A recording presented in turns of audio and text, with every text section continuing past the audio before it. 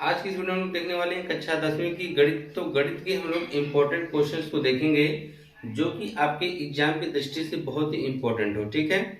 और हम लोग उन सब चीज़ों पे चर्चा करेंगे कि जो हम लोग क्या ऐसा तैयार करें कि एग्जाम में उस टॉपिक से अधिक क्वेश्चन आ सके। जैसे कि हम बात करते हैं पहले लेसन की, जो कि आपकी वास्तविक संख्याएं हैं, ठीक है। तो इनमें से आपको 3 टाइप से क्वेश्चन तैयार करने हैं, ठीक है। और अगर आप 3 टाइप के क्वेश्चन तैयार करते हैं तो यकीन मानिए कि इन्हीं 3 टाइप के क्वेश्चन आपसे पूछे जाएंगे, और जो कि अब पूरा चैप्टर है 5 नंबर का, ठीक है। जो आपकी वास्तविक संख्याएं हैं या आपकी 5 नंबर की है।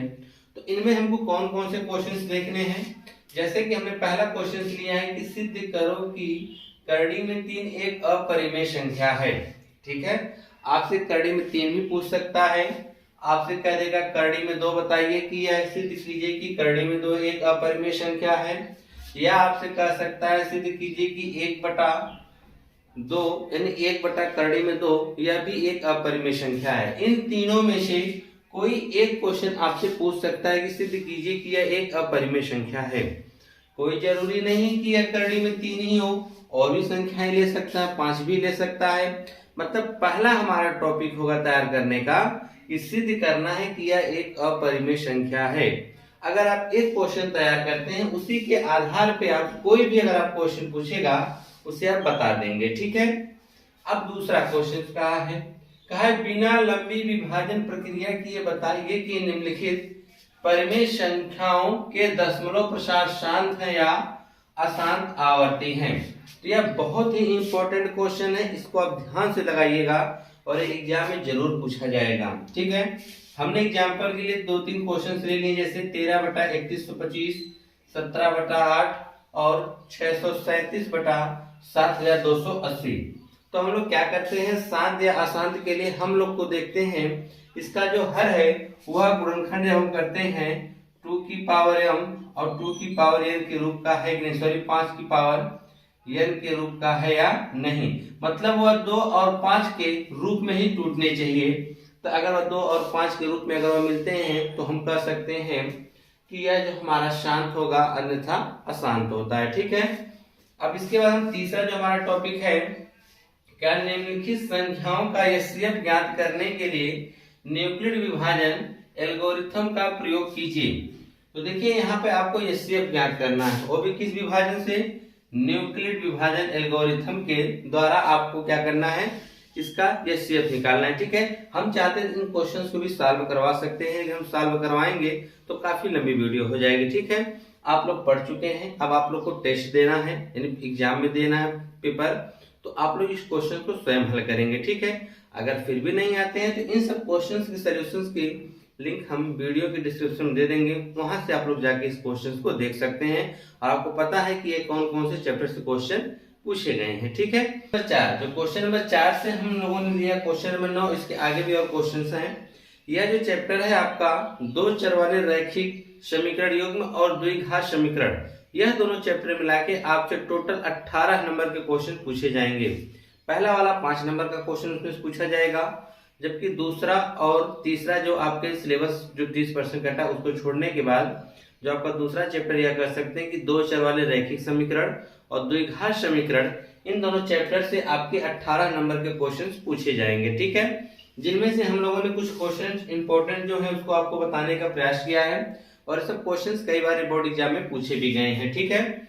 जैसे कि यहाँ पे पहला कहा है कि अनुपातों a1/a2, b1/b2 और c1/c2 की तुलना कर ज्ञात कीजिए कि निम्नलिखित समीकरण के युग्म संगत है या असंगत है, ठीक है। यानी आपको यह दिया गया है जो 2 रैखिक समीकरण दिए गए हैं, ठीक है। इन दोनों रैखिक समीकरणों में बताना है कि इनका जो युग्म होगा वह संगत होगा या असंगत होगा।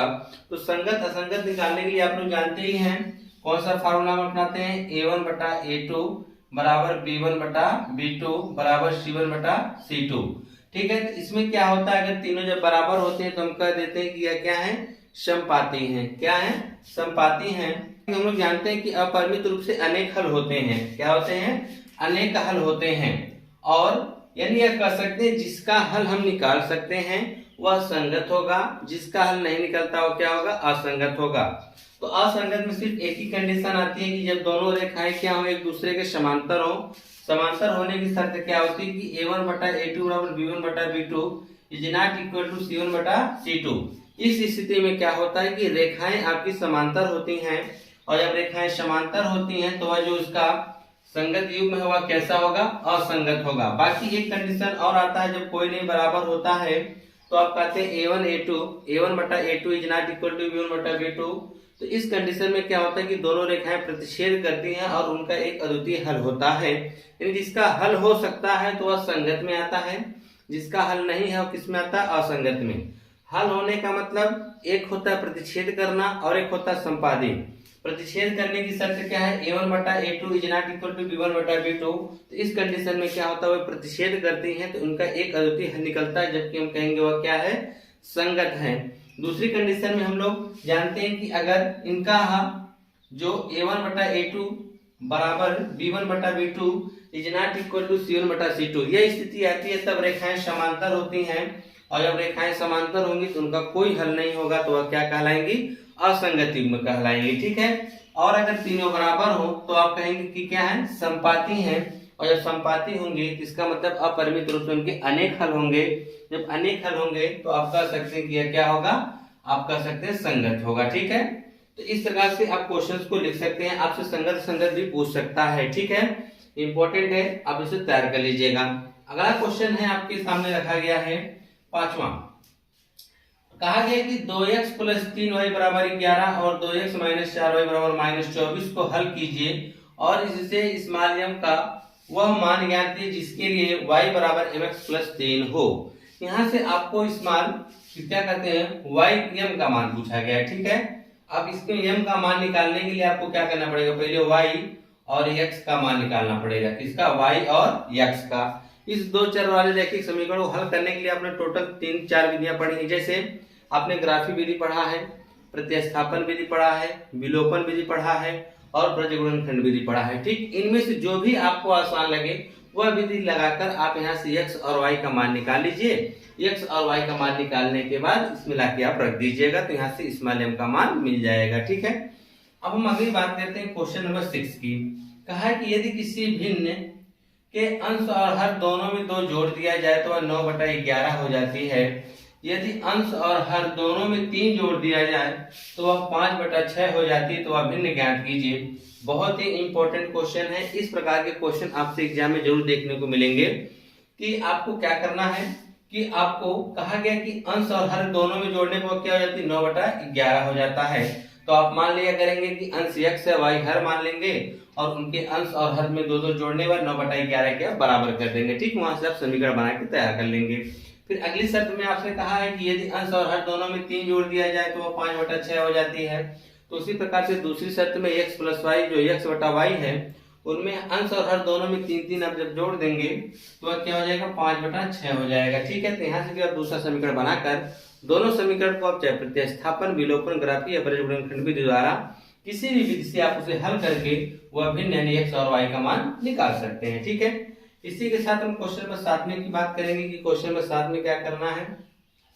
कहा है 2 अंकों की एक संख्या के अंकों का योग 12 है। 2 अंकों की एक संख्या के अंकों का योग क्या है, 12 है। अंकों का स्थान परस्पर बदल देने से प्राप्त दी गई संख्या से 18 क्या है, अधिक है, संख्या ज्ञात कीजिए। तो यह वाला क्वेश्चन बहुत ही इंपॉर्टेंट है। इसी तरह से एक क्वेश्चन आपसे और पूछा गया है कि 2 अंकों से बनी एक संख्या के अंकों एवं उसके अंकों को उलटने पर बनी संख्या के अंकों का योग 66 है। यदि संख्या के अंकों का अंतर 2 हो तो वह संख्या ज्ञात कीजिए। इन दोनों क्वेश्चन में से एक क्वेश्चन आपको जरूर एग्जाम में देखने को मिलेगा और दोनों के दोनों क्वेश्चन आपसे एग्जाम में पूछे भी गए हैं। तो इन क्वेश्चनों को आप ध्यान से देखिएगा क्योंकि ये क्वेश्चन हम लगाएंगे कैसे। इन क्वेश्चन को लगाने के लिए आपको क्या करना पड़ेगा, पहले संख्या माननी पड़ेगी। कैसे मानेंगे कि माना इकाई का अंक x है, दहाई का y है। ठीक है। तो उस कंडीशन में हम संख्या बनाते हैं तो दहाई में 10 का गुणा करके इकाई का अंक जोड़ते हैं, यानी कह सकते हैं 10y प्लस x होगा। आप संख्या बना लिए हैं। पहली कंडीशन में कहा कि दोनों के अंकों, कहा कि 2 अंकों की संख्या के अंकों का योग 12 है, यानी अंक कौन है, x प्लस y, इसका योग कितना हो गया, 12। अब कहा है कि अंकों का स्थान परस्पर बदल देते हैं। तो जो हमारा संख्या बनी थी 10y प्लस x, अब उसका स्थान बदल देंगे तो 10x प्लस y हो जाएगा। ठीक है, इस प्रकार से हल करके क्वेश्चंस को आप लगाएंगे। ठीक है, क्योंकि आप ये सब क्वेश्चन तैयार कर रखे हैं, अब आपका एग्जाम है, अब आपको ज्यादा कुछ बताने की जरूरत नहीं है। आप क्वेश्चंस को खोजिए, हल करिए और यह देखिए कि आप एग्जाम में कितने अधिक से अधिक क्वेश्चंस कर सकते हैं। सारे क्वेश्चंस आपको दिए जा रहे हैं, इन क्वेश्चनों को आप तैयार कर लेते हैं, यकीन मानिए कि अधिकतर क्वेश्चन इसी में से पूछे जाएंगे जो आपको बताया जा रहा है। ठीक है, ओके, अब क्वेश्चन नंबर 8 की बात करते हैं। यह वेरी वेरी इंपॉर्टेंट समझ लीजिए, ये आपके पेपर में आना ही आना है। कहा है कि एक राजमार्ग पर दो स्थान ए और बी 100 किलोमीटर की दूरी पर हैं। तो दो राजमार्ग क्या है, एक राजमार्ग दो बिंदु हैं। ठीक है, और वो कितनी दूरी पर है, 100।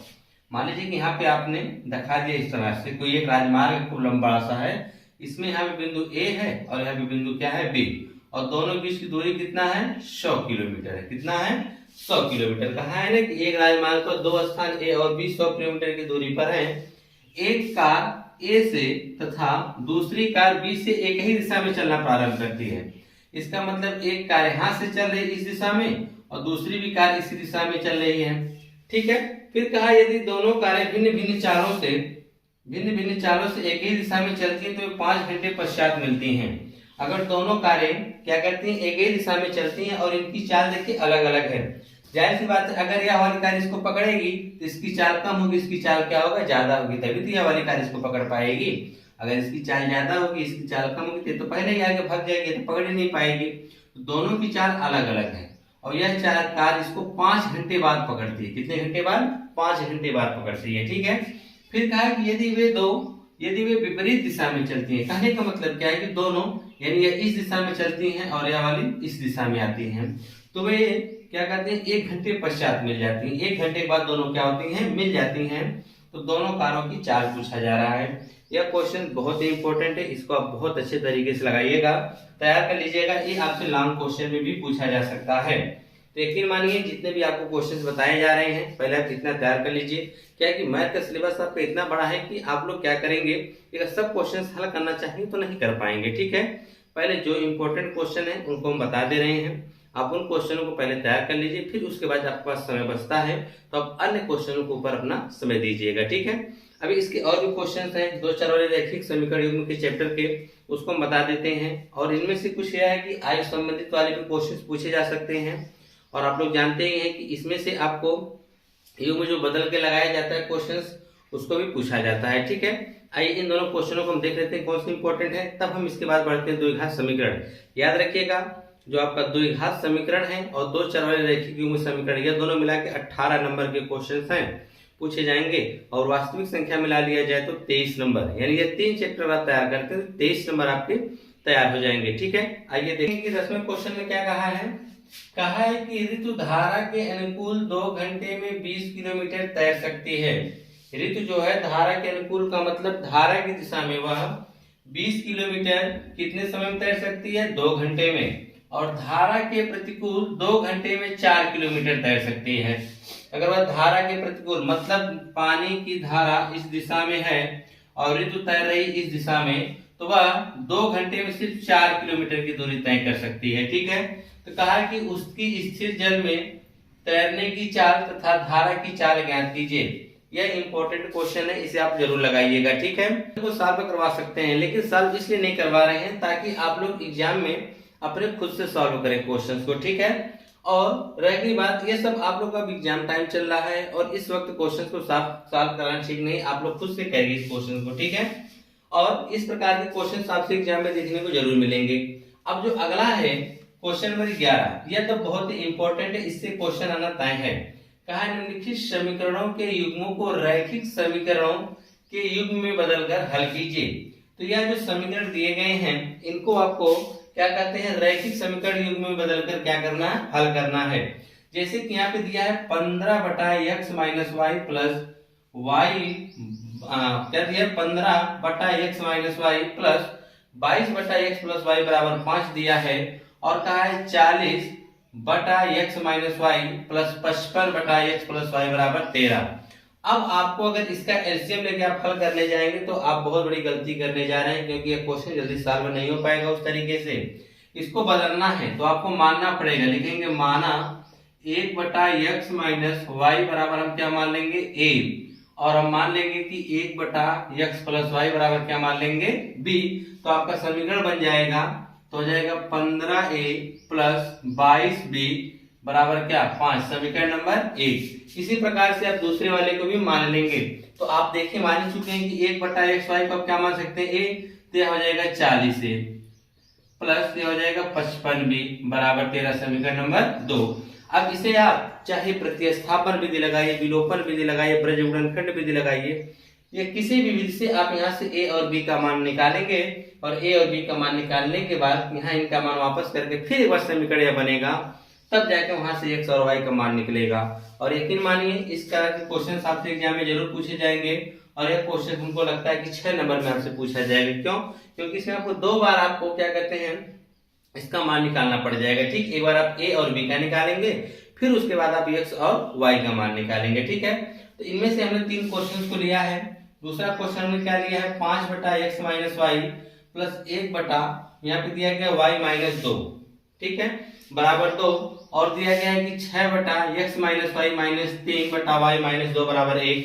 इसमें आप क्या करेंगे, देखेंगे यह दोनों सेम मिल रहा है आपको, और यह दोनों भी क्या मिल रहा है सेम। तो हम लोग 1 बटा एक्स माइनस वाई 1 बटा एक्स माइनस 1 बराबर हम लोग a मान लेंगे, और 1 बटा वाई माइनस 2 बराबर हम क्या मान लेंगे b। तो इस प्रकार से मानकर हम लोग क्या करते हैं क्वेश्चंस को हल कर सकते हैं। ठीक है, तो अब यहाँ पे तीसरा वाला करड़ी से एकदम मत डरिएगा। कहा कि 2 बटा करड़ी में x प्लस 3 बटा करड़ी में y बराबर 2। तो आप सीधी सी बात मानेंगे कि करड़ी में 1 बटा करड़ी में x क्या मान लेंगे a, और 1 बटा करड़ी में y को आप क्या मान लेंगे b। तो पहला क्या बन जाएगा, हो जाएगा 2a प्लस 3b बराबर 2, और इसको अगर आप मान लिए तो हो जाएगा 4a माइनस 9b बराबर माइनस 1। तो आपने दोनों समीकरण बना लिया। अब इनको आप हल कर लेंगे। हल करने के बाद a और b का मान निकालेंगे। a और b का मान निकालने के बाद इनके मान को हम पुनः वापस कर देंगे। तो यहाँ से हम लोग x और y के मान निकाल सकते हैं। तो ये तो आपके थे द्विघात समीकरण युग्मों के क्या कहते हैं दो रैखिक समीकरण युग्म जो थे, ये वाले चैप्टर के क्वेश्चन थे। अभी तो आपका द्विघात समीकरण बचा हुआ है। ठीक है, तो अगर आप देखेंगे इनमें सब तक टोटल हम लोगों ने कितने क्वेश्चन देखे 11, जिनमें से 3 तो आपके पहले चैप्टर के थे, यानी इस चैप्टर में हम लोगों ने टोटल 8 क्वेश्चन देखे हैं। ठीक है, 8 क्वेश्चन इस चैप्टर से देखे हैं। आइए द्विघात समीकरण वाले क्वेश्चन को भी देखते हैं, ताकि हमको यह अधिक से अधिक क्वेश्चन इसलिए हम बता दे रहे हैं ताकि आप लोग इन क्वेश्चनों को तैयार करते हैं तो आपका पूरा चैप्टर रिवीजन हो जाता है। ठीक है, और इस चीज का ध्यान रखिएगा कि आपसे ब्रज गुणनखंड विधि से जरूर क्वेश्चंस पूछेगा। आपको एक रैखिक समीकरण युग्म दे देगा, कहेगा कि आप इसे ब्रज गुणनखंड विधि से हल कीजिए, तो आपसे वह भी पूछ सकता है। तो आप ब्रज गुणनखंड विधि तैयार कर लीजिएगा।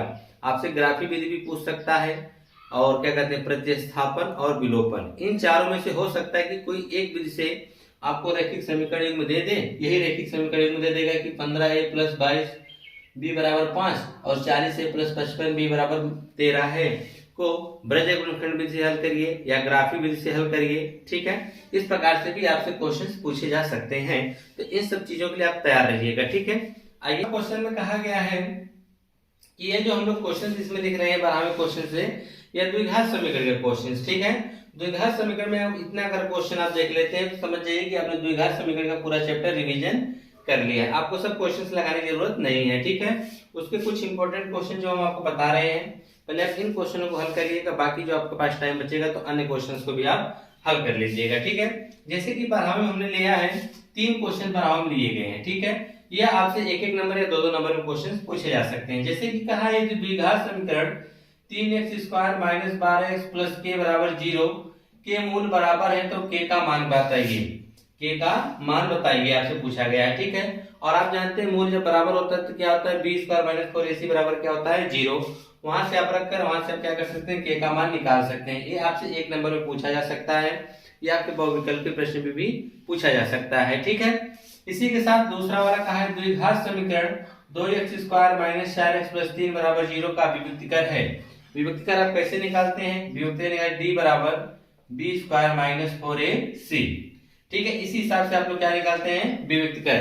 अगर हम देखते हैं कि d बराबर 0 आ गया तो मूल बराबर होता है, d का मान धनात्मक होता है तो मूल वास्तविक व असमान होते हैं, और d का मान अगर ऋणात्मक आता है तो मूल क्या होते हैं काल्पनिक होते हैं। ठीक है, इस प्रकार से आप विभक्तिकर निकालेंगे और देखेंगे किसका मूल काल्पनिक है, बराबर है या क्या कह सकते हैं असमान है। ठीक है, और अगला कहा है गुणनखंड विधि से 2x² plus x minus x बराबर 0 के मूल ज्ञात कीजिए, यानी इसका आपको गुणनखंड करके x का मान बताना है। ठीक है, और उसी के साथ आपसे क्वेश्चन और भी कर देगा, या पहला मान लीजिए दूसरा कर देगा करड़ी में 2x² प्लस 7x प्लस 5 करड़ी में 2 बराबर 0, इसके भी आपको मूल ही ज्ञात करने हैं, यानी x के मान निकालने हैं। ठीक है, ये आपसे छोटे छोटे क्वेश्चन पूछे जा सकते हैं द्विघात समीकरण से। ठीक है, अब सबसे इंपॉर्टेंट जो होता है क्वेश्चन इस चैप्टर में द्विघात समीकरण के यह दिए गए हैं। ठीक है, जिसमें से कहा गया x के लिए हल कीजिए, यानी x का मान निकालेंगे या x क्या कर सकते हैं द्विघात समीकरण के मूल ज्ञात कीजिए, जो भी कर सकता है क्वेश्चन को। लेकिन इसको देखिए, पहला क्वेश्चन बहुत ही इंपॉर्टेंट है, कहा है कि 1/x-1 दूसरे कोष्टक में x-2 प्लस 1/x-2 दूसरे कोष्टक में x-3 बराबर 2/3 हो तो x is not equal to 1 2 3। ठीक है, यानी x जो है 1 2 3 के बराबर नहीं है। तो हम लोग क्या करेंगे, इसको हल कैसे करेंगे? तो सबसे पहले हम क्या करेंगे, इसका एलसीएम लेंगे। तो एलसीएम लेंगे तो x-2 दोनों जगह है, यह कॉमन सी चीज हो जाएगी। तो यानी आप कह सकते हैं जिसका एलसीएम आएगा x-1 x-2 और x-3, इन दोनों के बदले हम एक बार लेंगे। ठीक है, बाकी हम लोग कैलकुलेशन कर देंगे उनका एलसीएम लेने के बाद। देखेंगे दो भाग कट जाएगा, जैसे x-1 से x-2 ये दोनों का कटेंगे, क्या बचेगा x-3, यहाँ हो जाएगा x-3, फिर हो जाएगा प्लस x-2 x-3 कटेंगे, क्या बचेगा x प्लस x-1 बचेगा। ठीक है, इस प्रकार से आप हल करेंगे, यह थोड़ा सा लॉन्ग जाएगा। और एक ही मानिए कि इस प्रकार के क्वेश्चन आपसे जरूर पूछे जाएंगे द्विघात समीकरण से। द्विघात समीकरण आपका बहुत ही इंपॉर्टेंट चैप्टर है।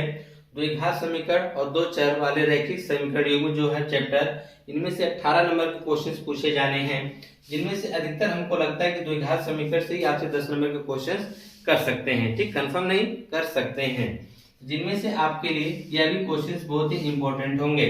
तो देख लीजिएगा x का जो मान निकालना, और एक क्वेश्चन हमने और ले रखा है कि 1/x+1 प्लस 2/x+2 बराबर 4/x+4 है।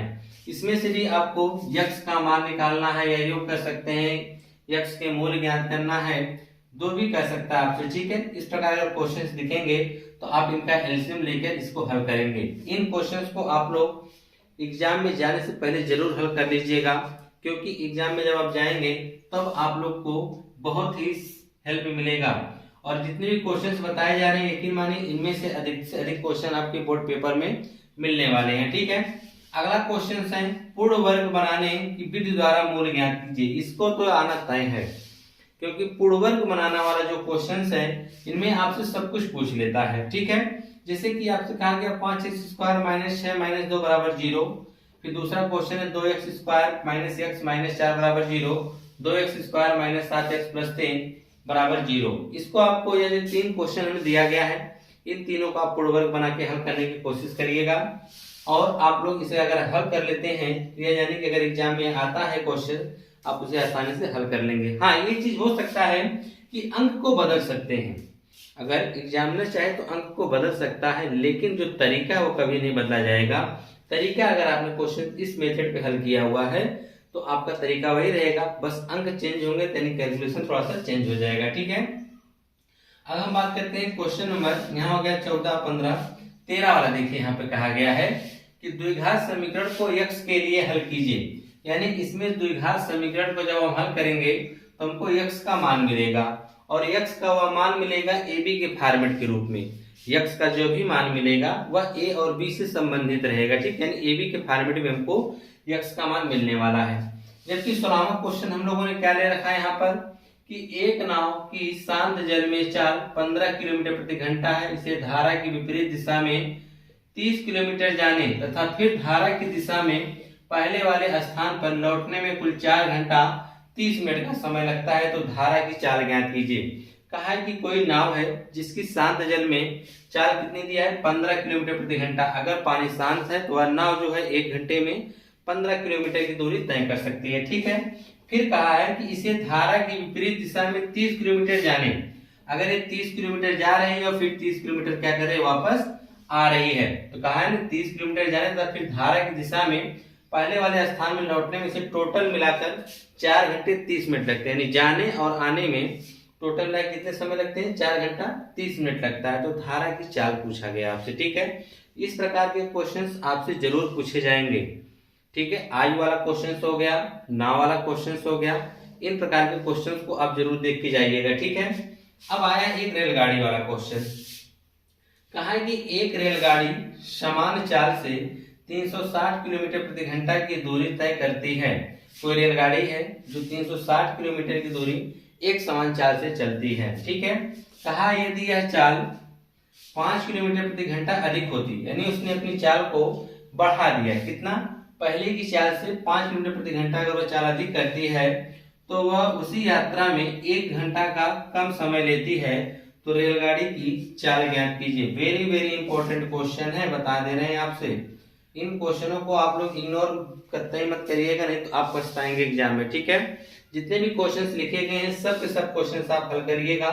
और द्विघात समीकरण के लिए देखिए ज्यादा क्वेश्चंस नहीं बताया गया है, आप लोग देख सकते हैं कि द्विघात समीकरण के लिए आपके सामने 5-6 क्वेश्चंस हैं, 1 2 3 4 5 6 क्वेश्चंस हैं। अगर इन 6 प्रकार के क्वेश्चंस को आप हल कर लेते हैं तो आप द्विघात समीकरण के पूरे चैप्टर को आपने रिवीजन कर लिया है, ठीक। पहले आप इन क्वेश्चनों को रिवीजन करिएगा, फिर समय बचता है तो आप अन्य क्वेश्चंस जरूर हल करिएगा, ठीक है। ये सब के सब क्वेश्चंस इंपॉर्टेंट हैं। तो यह रेलगाड़ी वाला, नाव वाला, यक्स का जो मान निकालना है पूर्णवर्ग बनाने विधि द्वारा, यहाँ से भी यक्स के जो मूल निकालना है, इन क्वेश्चंस को आपके सामने 4-5 टॉपिक दिए गए, इन पे आप जरूर क्वेश्चंस को हल करिएगा।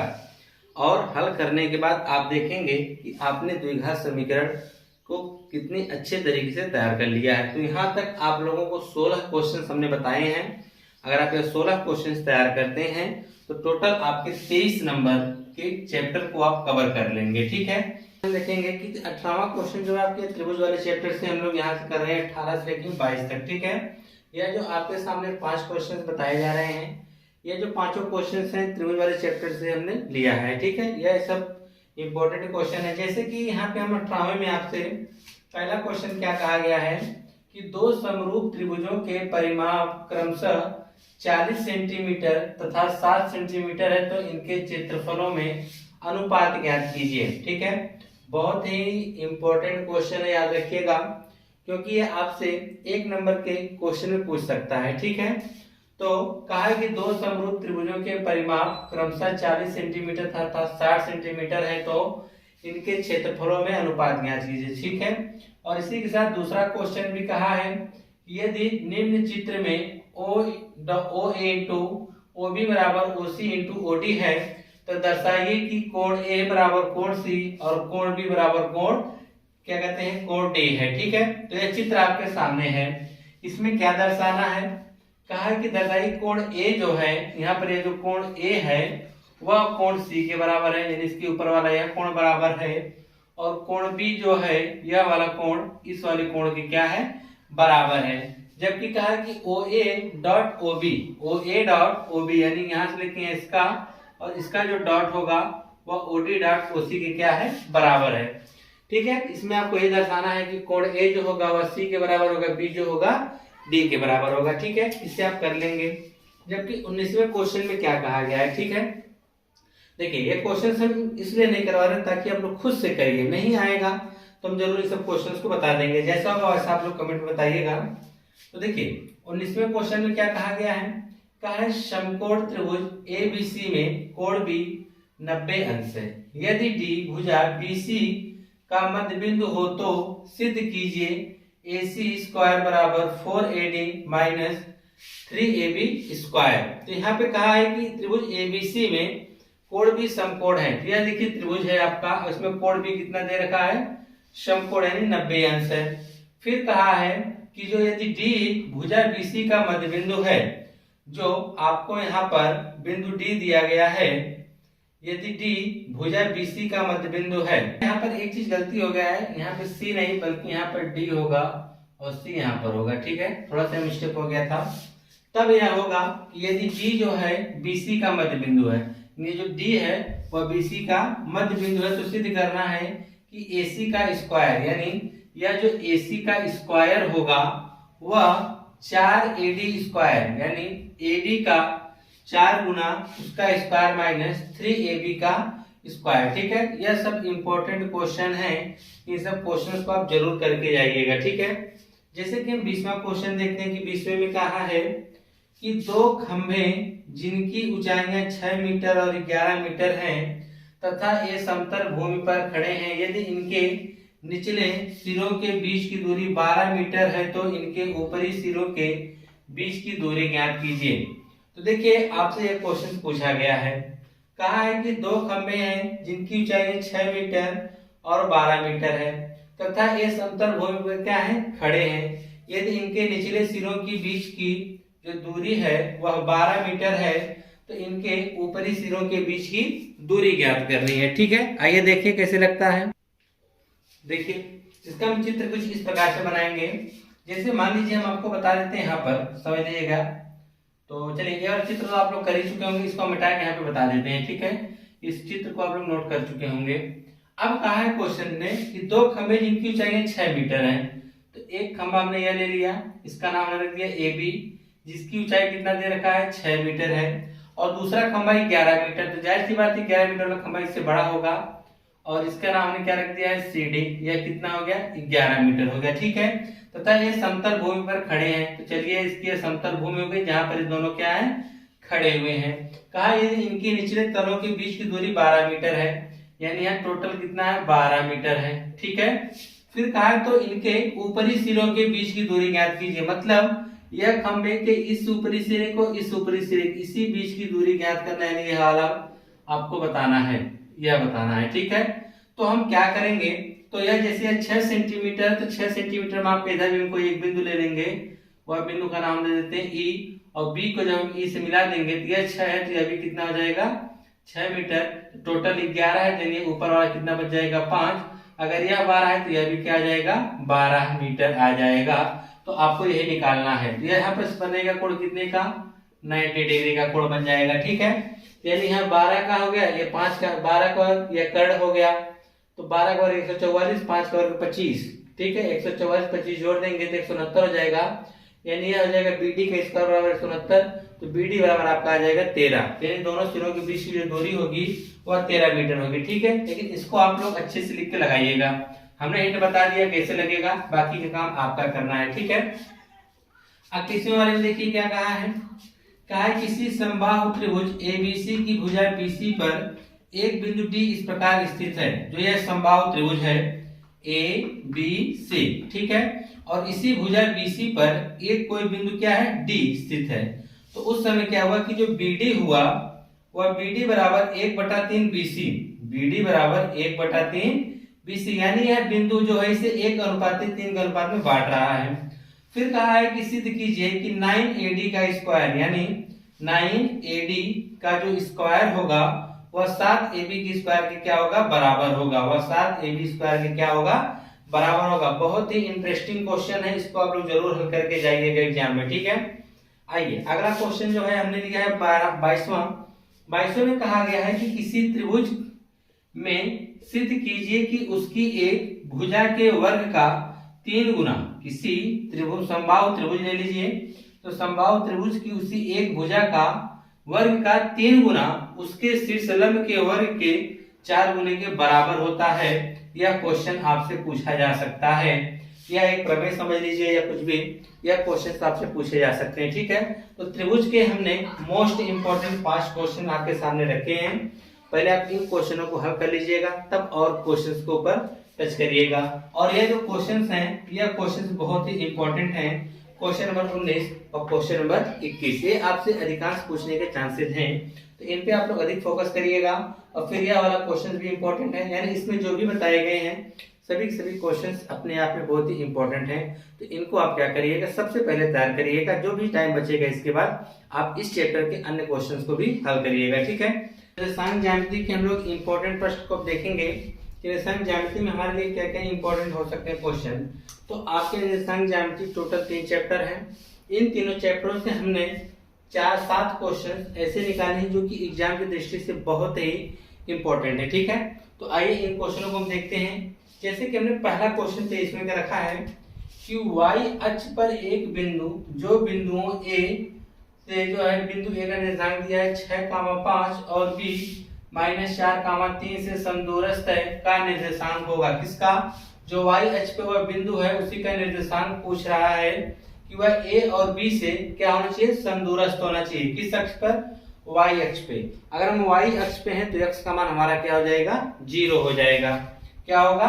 0 हो जाएगा। जैसे कि मान लीजिए चित्र के माध्यम बता दें, यही ठीक है। ठीक है, यहाँ पे आपका हो गया a का निर्देशांक दिया है 6,5 और यहाँ पे क्या हो गया? b का निर्देशांक दिया है -4,3, तो -4 आपने 3 ले लिया। ठीक है, कहा है कि y अक्ष पे एक बिंदु है जो इसी अक्ष पे, मान लीजिए y अक्ष का ही है और इसी पे कोई बिंदु है, मान लीजिए बिंदु आपने P ले लिया है। यही इसी बिंदु P का निर्देशांक आपको बताना है जबकि यह y अक्ष पे होगा। अगर y अक्ष पे होगा तो x का मान हमारा क्या होगा? 0 और y का हमको मान कुछ मिलेगा जिसको हमने x मान लिया है। ठीक है, अब हम क्या करेंगे? दो बिंदुओं के बीच की दूरी का सूत्र लगा के इस चीज को हम निकाल सकते हैं। ठीक है, यह तो आप मध्य बिंदु वाला भी फार्मूला लगा सकते हैं, जो आपके लिए बेटर पड़े आप उसकी सहायता से x का मान निकाल के बता दीजिए, तो वह बिंदु 0 और जो x का मान आएगा वह हो जाएगा। ठीक है, यह आपसे 1 नंबर के क्वेश्चन में पूछेगा। दूसरा वाला क्वेश्चन कहाँ है? बिंदु -6,8 की मूल बिंदु से दूरी ज्ञात कीजिए, यानी दूरी वाला सूत्र। तो दूरी वाला फार्मूला आपको पता ही होना चाहिए कि d बराबर अंडर रूट, यहाँ पे होता है x1 - x2 का whole square plus y1 - y2 का होल स्क्वायर। ठीक है, इस प्रकार से आप क्वेश्चंस के फार्मूले आप लगा सकते हैं। किसके लिए? मूल बिंदु। तो मूल बिंदु 0,0 हो गया, तो x1 y1 0,0, x2 y2 -6, -8 को मान के हम यह फार्मूला लगा देंगे जिससे आपका यह निकलता मान आ जाएगा। हाँ, अक्सर आप लोग देखिए याद किए होंगे x2 - x1 y2 - y1, अगर हम उसका स्क्वायर करेंगे तब भी दोनों के मान सेम आएंगे। ठीक है, अब अगला क्वेश्चन जो है तीसरा क्या लिया गया? ये सब छोटे छोटे प्रश्न हैं जो कि आप लोगों को तैयार होंगे। ठीक है, बस एक बार रिवीजन कर लीजिएगा। कहा कि k के किस मान के लिए k -1,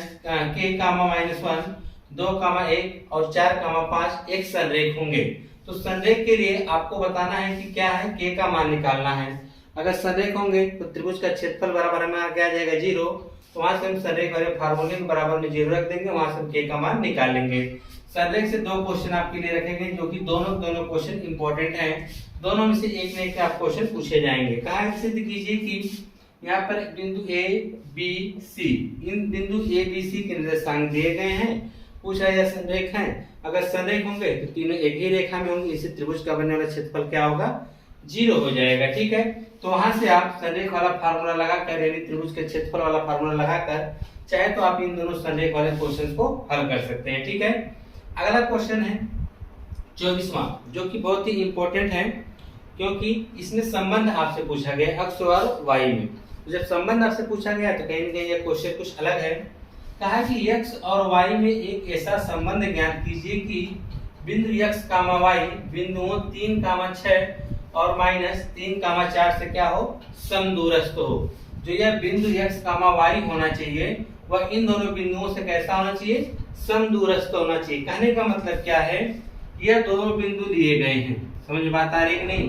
पहला बिंदु आपका है 3, 6, दूसरा बिंदु क्या है? -3, 4 और हमको इसी में एक बिंदु लिया गया है यहाँ पर हम लें और वह क्या होना चाहिए? x, y होना चाहिए। कहा है ना कि x और y में ऐसा संबंध ज्ञात कीजिए जो बिंदु x, y बिंदु इन दोनों से क्या होना चाहिए? समदूरस्थ। या जो x, y हो तो इन दोनों से क्या हो? समान दूरी पर हो, यानी दोनों के बीच की दूरी क्या आएगी? समान आएगी। तो आप चाहे तो दोनों के बीच की दूरी का फार्मूला लगाकर x और y में क्या बता सकते हैं? संबंध निकाल सकते हैं। ठीक है, बहुत ही बढ़िया क्वेश्चन है, आप लोग जरूर इसे हल करिएगा और आसानी से यह लग भी जाएगा और परीक्षा की दृष्टि से बहुत ही इंपॉर्टेंट है, इस चीज का ध्यान रखिएगा। 25वां क्वेश्चन हमने क्या लिया है? 25वां क्वेश्चन और उसके बाद एक क्वेश्चन है 28वां। दोनों क्वेश्चन एक ही जैसे हैं, बस थोड़ा सा डिफरेंट है। क्या है देखिएगा, इन दोनों में से एक क्वेश्चन आपसे जरूर पूछा जाएगा 25वें और 28वें में। तो 25वें में कहा है कि बिंदुओं A -2, और B 2, 8 को जोड़ने वाले रेखाखंड AB को 4 बराबर भागों में विभाजित करने वाले बिंदुओं के निर्देशांक ज्ञात कीजिए। यहाँ पर आपको 4 बिंदु बताने हैं जो ए बी को बराबर भागों में बांट दे। कहने का मतलब क्या है, यह आपका ए बी है, ठीक है, ये आपका हो गया ए बी। अब आपको इसी ए बी को 4 बराबर भागों में बांटने वाले बिंदुओं के निर्देशांक पूछा गया है। तो पहला अगर हम मान लेते हैं यहाँ पे सी, दूसरा मान लेते हैं डी, तीसरा मान लेते हैं ई। तो 1 2 3 4 भागों में आपने बांट दिया। अब निर्देशांक इसका निकालना है सी का। तो सी का जब निर्देशांक मानेंगे तो मानेंगे इसका x1 y1, इसका x2 y2, इसका x3 y3 हो जाएगा। जब x1 y1 निकालेंगे तो एक भाग इधर, 1 2 3 भाग उधर, यानी 1:3 में हम बांट सकते हैं। डी का जब निकालेंगे तो देखिए 2 खंड इधर 2 खंड उधर हो जाएंगे, 2:2 हम लोग कर लेंगे। जब ई का निकालेंगे तो 1 2 3 भाग इधर, तो 1 भाग उधर हो जाएगा, 3 भाग 1, 3:1 से करके इस क्वेश्चन को लगा लेंगे। सेम उसी प्रकार से 28वां भी है। कहा कि बिंदुओं 4, -1 और -2, -3 को जोड़ने वाले रेखाखंड को समत्रिभाजित कीजिए, यानी इसमें 4 भागों में बांटना है, इसमें 3 भागों में बांटना है। करने वाले बिंदुओं के निर्देशांक ज्ञात कीजिए। तो दोनों क्वेश्चंस को आप जरूर लगाएंगे, दोनों में से एक क्वेश्चंस आपको एग्जाम में देखने को जरूर मिलेंगे, ठीक है। अब इसके बाद हम 26वां क्वेश्चन को देखते हैं। 26वें क्वेश्चन में क्या कहा गया है, कहा है कि बिंदुओं ए और बी क्रमशः -2, और 2, -4 हो तो बिंदु पी के निर्देशांक ज्ञात करना है। किसका निर्देशांक ज्ञात करना है, बिंदु पी का। कहा है कि AP बराबर 3/7 AB है और P AB पर स्थित है। जो बिंदु P है वह AB पर स्थित है। कहने का मतलब क्या है कि यह कोई एक रेखाखंड है AB। क्या है, कोई एक रेखाखंड है AB है। इसी A पर एक बिंदु क्या स्थित है, P स्थित है। अब वो कहां पर स्थित है देखिएगा, यह बिंदु आपने P स्थित कर दिया है। अब कहा कि जो AP होना चाहिए वह 3/7 AB के बराबर होना चाहिए। कहने का मतलब क्या, अगर AB को आप इधर करेंगे तो यह हो जाएगा AP/AB बराबर 3/7। अगर हम बात करेंगे AB टोटल 7 भागों में बटा हुआ है और यहाँ पर AP जो है वह 3 भागों में है। कहने का मतलब क्या है कि यहाँ से यहाँ तक टोटल 3 भाग है और यहाँ से यहाँ तक टोटल कितना है, 4। और हम टोटल A से लेके B की बात करेंगे कितना आ जाएगा, 7। यानी P जो है इसको कितने भागों में बांट रहा है, 3:4 के अनुपात में बांट रहा है, ठीक है। तो वहां से आप लोग क्वेश्चन इस प्रकार से निकाल लेंगे कि AP 3 हो जाएगा और PB कितना हो जाएगा, 4 हो जाएगा। इन क्वेश्चन को हमने हल करवा रखा है, आप लोग को इस वीडियो के डिस्क्रिप्शन में हम लिंक दे देंगे। अगर आपको क्वेश्चंस नहीं आएंगे तो वहां से आप जाके इसको देख लीजिएगा, ठीक है। आप चैप्टर में जानते होंगे किस चैप्टर से क्वेश्चन पूछे गए, उस चैप्टर की वीडियो आप जाके देख लीजिएगा। अब बात करते हैं क्वेश्चन नंबर 27 की। कहा है कि उस त्रिभुज का क्षेत्रफल ज्ञात कीजिए जिसके शीर्ष इसी क्रम में। आपसे चतुर्भुज का क्षेत्रफल पूछा जा रहा है, ठीक है। हो सकता है आपसे त्रिभुज का भी क्षेत्रफल पूछ लिया जाए, तो त्रिभुज के क्षेत्रफल के सूत्र भी आप तैयार रखेंगे, ठीक है।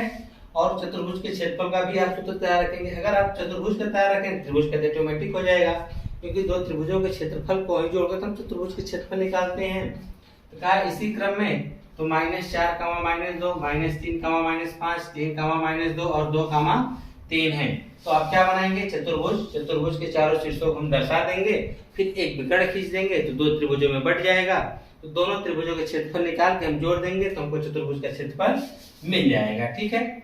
29वां क्वेश्चन कहा है बिंदुओं -3, 10 और 6, -8 को जोड़ने वाले रेखाखंड को बिंदु 1, 6 किस अनुपात में विभाजित करेगा। यहाँ से आपसे पूछा गया है कि जो बिंदु -3, 10 और 6, 8 को जो जोड़ने वाला रेखाखंड है वह बिंदु 1, 6 किस अनुपात में बांटेगा। यहाँ से आपसे अनुपात पूछा गया है, बहुत ही सिंपल क्वेश्चन है, इसको आप जरूर देख लीजिएगा, ठीक है। अब बात करते हैं 30वें क्वेश्चन की। यह इंपॉर्टेंट है, याद रखिएगा, यह वेरी वेरी इंपॉर्टेंट है। का y का वह मान ज्ञात कीजिए जिसके लिए बिंदुओं P 2, -3 और Q 10, -1, 10, y के बीच की दूरी का 10 मात्रक है। बीच की दूरी कितना है, 10 मात्रक है। तो आपको यहाँ से देखेंगे तो x1 y1 और x2 y2 तो मिल ही जाएंगे, और दोनों के बीच की दूरी यानी d का मान तो आपको मिल ही गया है। इसको हल करके आप यहाँ से y का मान निकाल सकते हैं। तो निर्देशांक ज्यामिति में पहले आप इतने क्वेश्चंस को जरूर सॉल्व कर लीजिएगा, फिर उसके बाद अन्य क्वेश्चंस को आप ध्यान दीजिएगा, ठीक है। त्रिकोणमिति एवं त्रिकोणमिति के अनुप्रयोग वाले चैप्टर से आपसे क्वेश्चन देखेंगे और ये जो दोनों चैप्टर हैं टोटल 10 नंबर के आपसे इन दोनों चैप्टर से क्वेश्चंस पूछे जाएंगे। ठीक है, तो आइए देखते हैं कि जैसे कि आपको ये पहला क्वेश्चन दिया गया है कि साइन 27/63 का मान बताइए। साइन 27/cos 63 का मान बताइए क्या होगा। तो आप लोग जानते हैं कि अगर इन दोनों को जोड़ने पे 90 अंश आ जाता है तो हम दोनों में से किसी एक को चेंज करते हैं और काटने पे इसका मान हमेशा क्या मिलता है, 1 मिलता है। उसी प्रकार से दूसरा क्वेश्चन लिया गया है कि यदि cos a बराबर करड़े में 3/2 हो तो sin 2a का मान ज्ञात कीजिए। तो sin 2a का मान किस प्रकार से निकालेंगे, तो आप देखेंगे कि cos a बराबर करड़े में 3/2 दिया हुआ है, या cos कितने का मान होता है, तो cos 30 का मान होता है। जब cos 30 का मान है तो a बराबर कितना आ जाएगा 30, तो a का मान लेकर हम sin 2a में रख देंगे। तो sin 2a में जब रखेंगे तो हो जाएगा 30 गुना 60 यानी 60 का मान। तो sin 60 का भी मान क्या होता है, करड़े में 3/2 ही होता है। यानी हम कह सकते हैं दोनों का मान क्या आएगा, सेम ही आएगा। sin 2a बराबर भी क्या आएगा, करड़े में 3/2 आएगा। जबकि क्वेश्चन में 3 में क्या कहा जा रहा है, क्वेश्चन में 3 में आपसे कहा है कि यदि sec 4a बराबर cosec a माइनस 20 हो, जहां 4a क्या है, न्यून कोण हो। ये जो 4a है वह कितना है, न्यून कोण है, यानी 90 अंश से छोटा है हो तो स्मॉल a का मान ज्ञात कीजिए। तो करना क्या है, यहाँ पे सेक दे रखा है और यहाँ पे क्या है, कोसेक है। तो आप क्या करेंगे, ये जब न्यून कोण है इसे हम 90 वाले रूप में चेंज कर सकते हैं। वैसे भी सेक किस में चेंज होता है, कोसेक में चेंज होता है। कोसेक को आप चेंज करिए सेक में, सेक को चेंज कर दीजिए कोसेक में। वहां से करके आप क्या कर सकते हैं, सेक और कोसेक को एक दूसरे से आप काट सकते हैं। जब चेंज करेंगे दोनों एक ही जैसे हो जाएंगे तो आप काट देंगे, तो आप वहां से हल करके ए का मान बता सकते हैं। जबकि 32वां क्वेश्चन वेरी इंपॉर्टेंट है, इस चीज का ध्यान दीजिएगा। यह कई बार आपसे एग्जाम में पूछे भी जा चुका है क्वेश्चन। कहा है कि यदि ए बी तथा सी त्रिभुज एबीसी के अंतःकोण हो तो दिखाइए कि सेक कोष्टक में b + c/2 बराबर कोसेक a/2 होगा। यह बहुत ही इंपॉर्टेंट क्वेश्चन है, जिसे आप कैसे लगाएंगे, तो आप लिखेंगे कि a + b + c बराबर हम जानते हैं 180 अंश होता है। तो वहां से हम लोग क्या करेंगे, a को पक्षांतर कर देंगे। ठीक है, इधर हो जाएगा a + b बराबर क्या आ जाएगा a। तो अब हम दोनों पक्षों में 2 से भाग कर देंगे तो आ जाएगा b + c/2, उधर हो जाएगा 90 माइनस a/2 हो जाएगा। ठीक है, तो अब उसके बाद यहाँ पे देखिए क्या लाना है, सेक। तो आप क्या कर सकते हैं, तो दोनों पक्षों का सेक ले लीजिए या कोस ले लीजिए, जिस प्रकार से आप कर सकते हैं। ठीक है, अब इसके बाद हम क्या करेंगे, जब हम सेक लेंगे तो करना क्या है, इधर का सेक लेंगे इधर का भी सेक लेंगे, तो इधर सेक में हो जाएगा आपका सेक 90 माइनस a/2 रहेगा, सेक किस में चेंज हो जाएगा, कोसेक में चेंज हो जाएगा। आप यह तरीका भी लगा सकते हैं, या तो आप इसी चीज को रहने दीजिए, इसका लेफ्ट हैंड साइड नोट कर लीजिए। या b + c/2 दे रखा है ना, आप यहाँ पे इस प्रकार से बना सकते हैं कि a + b + c बराबर 180 अंश। तो bc निकालेंगे तो 180 माइनस क्या हो जाएगा, a हो जाएगा। ठीक है, अब उसी चीज को आप क्या करेंगे, उसमें जाके रख देंगे। जब यहाँ पे रखेंगे तो इसका दोनों का बटा अलग अलग करेंगे, तो यह हो जाएगा 90 माइनस वह हो जाएगा c/2, और 90 में नाम चेंज होकर क्या आ जाएगा, सेक कोसेक a/2 आ जाएगा equal to right hand side. आप दोनों तरीके से आप लगा सकते हैं। क्वेश्चन नंबर 33, यह भी बहुत ही इंपॉर्टेंट क्वेश्चन है, इसको आप लोग इग्नोर ना करिएगा। कहा है कि यदि tan a + b बराबर करड़े में 3 और tan a - b बराबर 1/3 हो तो आपसे बताना है कि जो a + b है वह 0 से बड़ा है और 90 से छोटा या 90 के बराबर है। और यहाँ पे ये भी बताया गया कि a जो इज ग्रेटर देन है b से, तो ab का मान ज्ञात करना है। यानी आपको ab का मान बताना है और ab का जो योग होगा 0 से बड़ा 90 से छोटा या तो उसके बराबर होगा, और a जो है b से बड़ा है।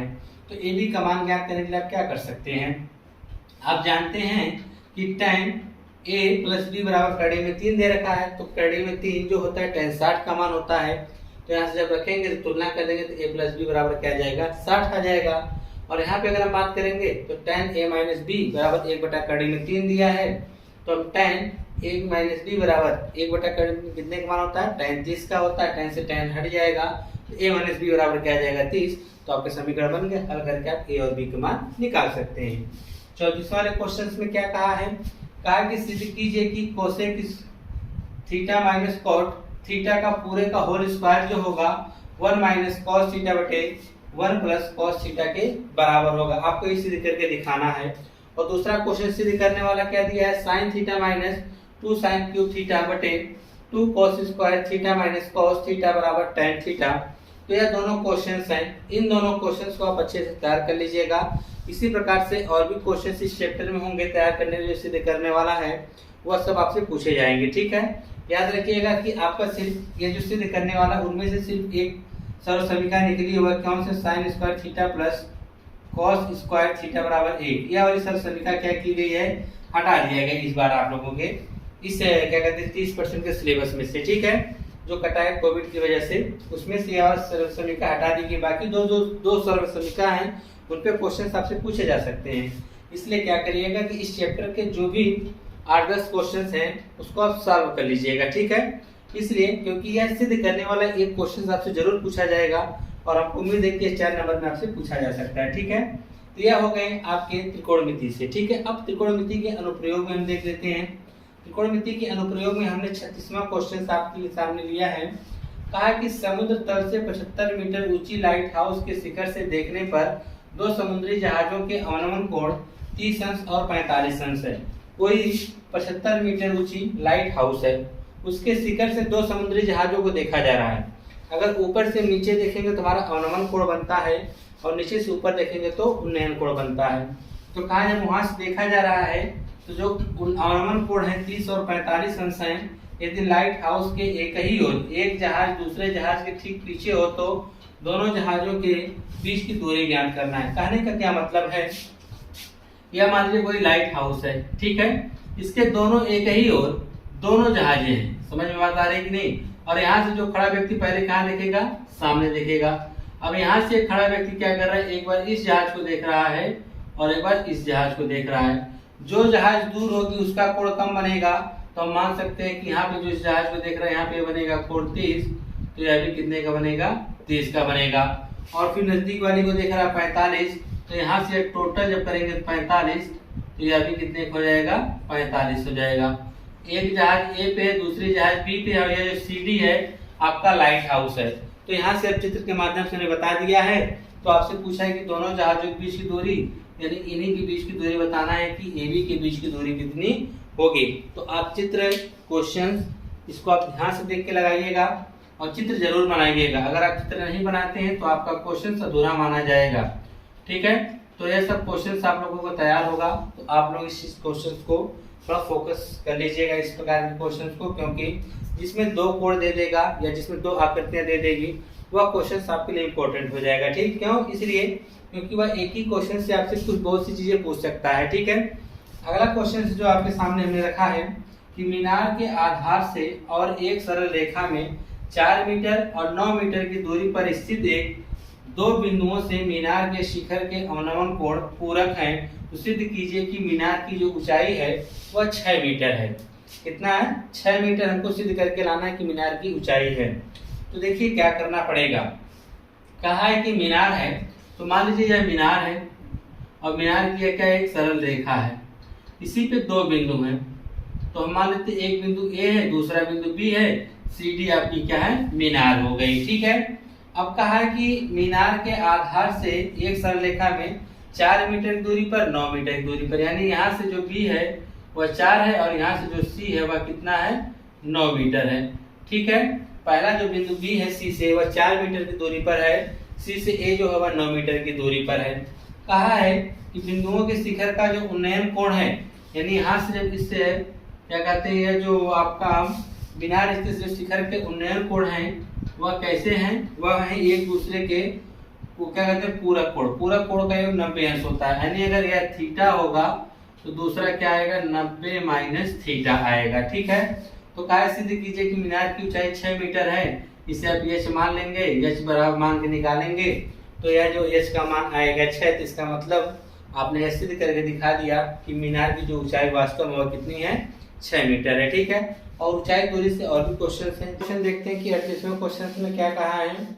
कहा है कि भूमि के एक बिंदु से एक 20 मीटर ऊंचे भवन के शिखर पर लगी एक संचार मीनार के तल और शिखर के उन्नयन कोण क्रमशः 45 अंश और 60 अंश हैं।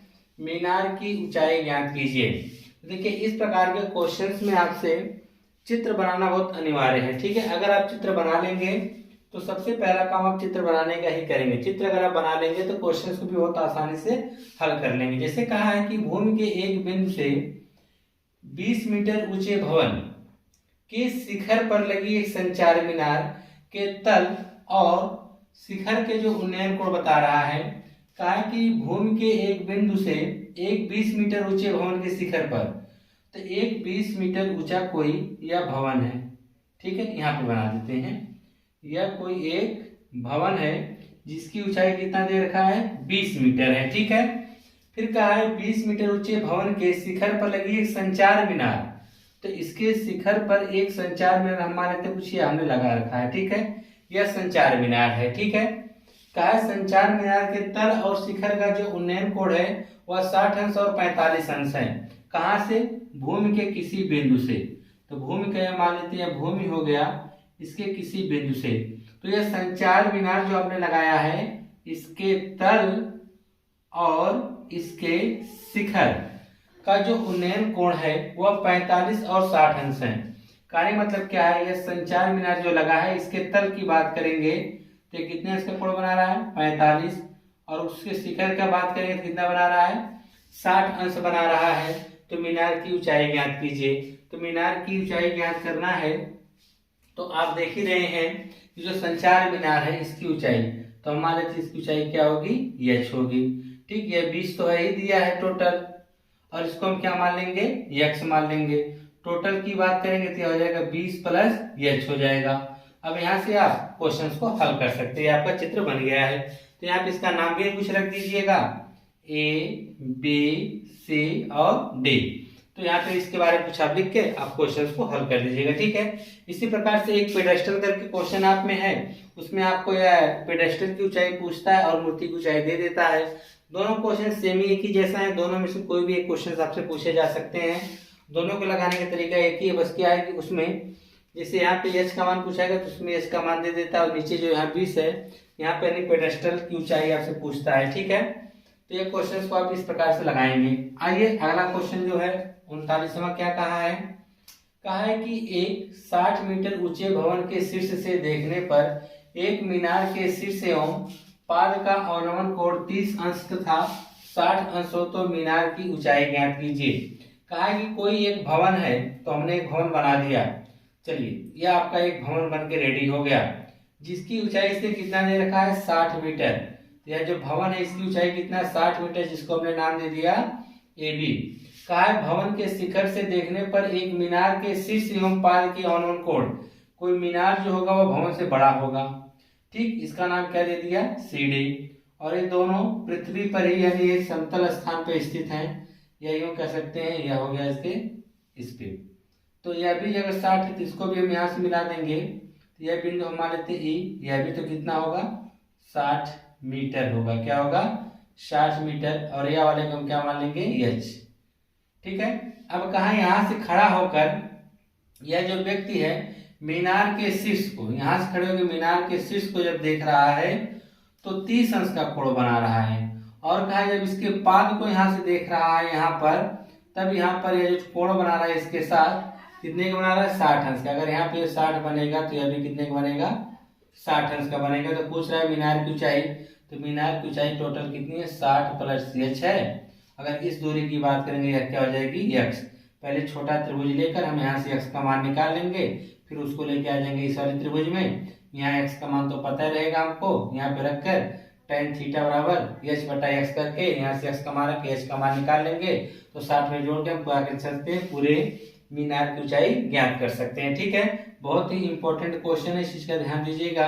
हम चित्र से थोड़ा इसलिए समझा दे रहे हैं ताकि आप क्वेश्चन को बहुत ही जल्दी से लगा सकें। ठीक है, आइए लास्ट क्वेश्चन जो इस सीरीज का होगा आपका, यानी इस वीडियो का, तो लास्ट क्वेश्चन में देखेंगे क्या कहा है। यह वेरी वेरी इंपॉर्टेंट हो सकता है, जो कि आपके एग्जाम में आ भी सकते हैं। ठीक है, कहा कि एक मीनार के पाद बिंदु से भवन के शिखर का उन्नयन कोण 30 अंश है। कोई एक मीनार है और एक क्या है, भवन है। भवन छोटा होगा, मीनार बड़ी होगी। ठीक है, ये भवन छोटा होगा, मीनार क्या होगी, बड़ी होगी। कहा है एक मीनार के पाद बिंदु से, मीनार के पाद बिंदु से, मीनार हमारी है ए बी, भवन है सी डी। मीनार के पाद बिंदु से भवन के शिखर का उन्नयन कोण 30 अंश है, यानी भवन के शिखर का उन्नयन कोण कितना बना दिए 30 अंश है। और कहा भवन के पाद बिंदु से मीनार के शिखर का उन्नयन कोण 60 अंश है। तो भवन का पाद बिंदु से यहाँ से जब मीनार के शिखर को देखा जा रहा है कितने अंश का कोण बन रहा है 60 अंश का बन रहा है। यदि मीनार 50 मीटर ऊंची हो तो यह मीनार जो है आपका कितना दे रखा है 50 मीटर। अगर यह ऊंची है तो भवन की ऊंचाई बता दीजिए कि भवन की ऊंचाई क्या होगी, जिसे हमने क्या मान लिया h। तो आप क्या करेंगे, पहले इस वाले बड़े वाले त्रिभुज को देख रहे हैं ना ए बी सी, इस त्रिभुज को लेंगे और यह भुजा को हम क्या मान लेंगे x का मान निकाल कर फिर इसके साथ इस वाले त्रिभुज से करके हम यहाँ से h का मान निकाल लेंगे। ठीक है, तो इस प्रकार से आपके यहाँ पर ऊंचाई दूरी तक के क्वेश्चंस को हमने इंपॉर्टेंट जो था बता दिया। 41 में आप देखेंगे ये जो 41 से लेकर 46 तक है, टोटल 6 क्वेश्चंस हैं। ये 6 क्वेश्चंस आपकी रचनाओं से लिया गया है और रचनाएं यकीन मानिए कि 6 नंबर में आपसे पूछी ही जाएगी। ठीक है, तो रचनाओं से क्वेश्चन आना तय है। आप रचना में किस प्रकार के क्वेश्चंस को देखेंगे, एक त्रिभुज वाला देखेंगे और दूसरा क्या कहते हैं स्पर्श रेखा, यही 2 टाइप के क्वेश्चन आपसे पूछे जा सकते हैं। ठीक, और हाँ एक जो है वह क्या कहते हैं रेखाओं को अनुपात विभाजित करना, वह तो हमको नहीं लगता है उतना खास इंपॉर्टेंट हो सकता है, बट यह क्वेश्चंस आपसे ज्यादातर इंपॉर्टेंट हो सकते हैं। इसको करने बाद उस वाले क्वेश्चन को आप एक आध दो कर लीजिएगा। ठीक है, तो देखिए पहला क्वेश्चन हमने क्या रखा है कि एक त्रिभुज एबीसी बनाइए। कोई आपको त्रिभुज बनाना है एबीसी जिसमें माप दे रखा है, जिसमें बीसी बराबर 6 सेंटीमीटर, एबी बराबर 5 सेंटीमीटर और कोण एबीसी बराबर 60 अंश हो। फिर एक त्रिभुज की रचना कीजिए जिसकी भुजाएं AB की संगत भुजाओं की 3/4 गुनी होनी चाहिए। उसकी भुजाएं कितनी होनी चाहिए 3/4 गुनी होनी चाहिए। किसका AB का, AB का कितना होना चाहिए 3/4 गुना होना चाहिए। तो सिंपल सा क्वेश्चन है, ये आप लोग रचना पढ़े ही होंगे कैसे इसको हल करना है। सबसे पहले आप एक त्रिभुज बनाइएगा जिसमें BC बराबर 6 सेंटीमीटर, AB बराबर 5 सेंटीमीटर और ABC यानी कोण B जो होना चाहिए 60 अंश होना चाहिए। ठीक है, तो आप क्या करेंगे BC बराबर 6 सेंटीमीटर की एक रेखा खींच लेंगे, यह हो जाएगा आपका B, यह हो जाएगा C। इसमें कितनी माप रखना है 6 सेंटीमीटर की माप आप रख लेंगे।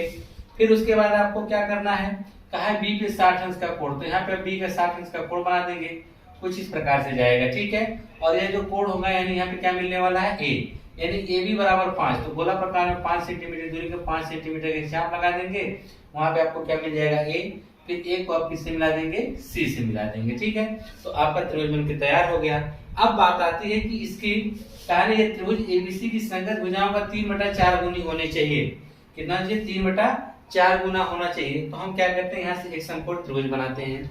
ठीक, और टोटल 4 दिन कितना हो गया 7, तो 7 भागों में इसको क्या करते हैं एक यहाँ से समकोण न्यून कोण बनाते हैं, न्यून कोण बनाते हैं और उसको 7 भागों में लोग क्या करते हैं विभाजित कर देते हैं। ठीक है, तो इस प्रकार से हम लोग क्वेश्चन सॉल्व करते हैं। तो चलिए आगे देखते हैं, यह क्वेश्चन आप लोगों ने किया होगा। ठीक है, तो इसको आप लोग थोड़ा ध्यान से देख लीजिएगा क्योंकि अब पूछा जाएगा और कई बार बोर्ड एग्जाम में पूछा भी गया है। और सेम उसी तरह से इसमें क्या था 3/4 गुना, इसमें 7/5 गुना होगा। ठीक है, यानी इसमें त्रिभुज से छोटा बनता है तो इसमें त्रिभुज से क्या बनेगा बड़ा बनेगा।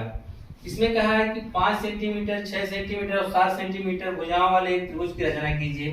पहले आप ये जो दी गई माप है इससे एक त्रिभुज बना लेंगे आप। ठीक, फिर कहा है एक अन्य त्रिभुज की रचना करना है। जो आपको त्रिभुज बनाना है उसका आपने जो बना रखा उसके अलावा एक अन्य त्रिभुज बनाना है जिसकी भुजाएं दिए हुए त्रिभुज की संगत भुजाओं की 7/5 गुनी होनी चाहिए। कहने का मतलब क्या है, यह जो त्रिभुज बनेगा जो आप त्रिभुज बना रखे उससे क्या बनेगा बड़ा बनेगा। क्या बनेगा बड़ा बनेगा। कैसे पता चला, इसका देखिए अंश बड़ा है हर छोटा है, कहीं न कहीं इसका यह बड़ा त्रिभुज बनेगा जो दिए गए वाले क्या कहते हैं त्रिभुज है।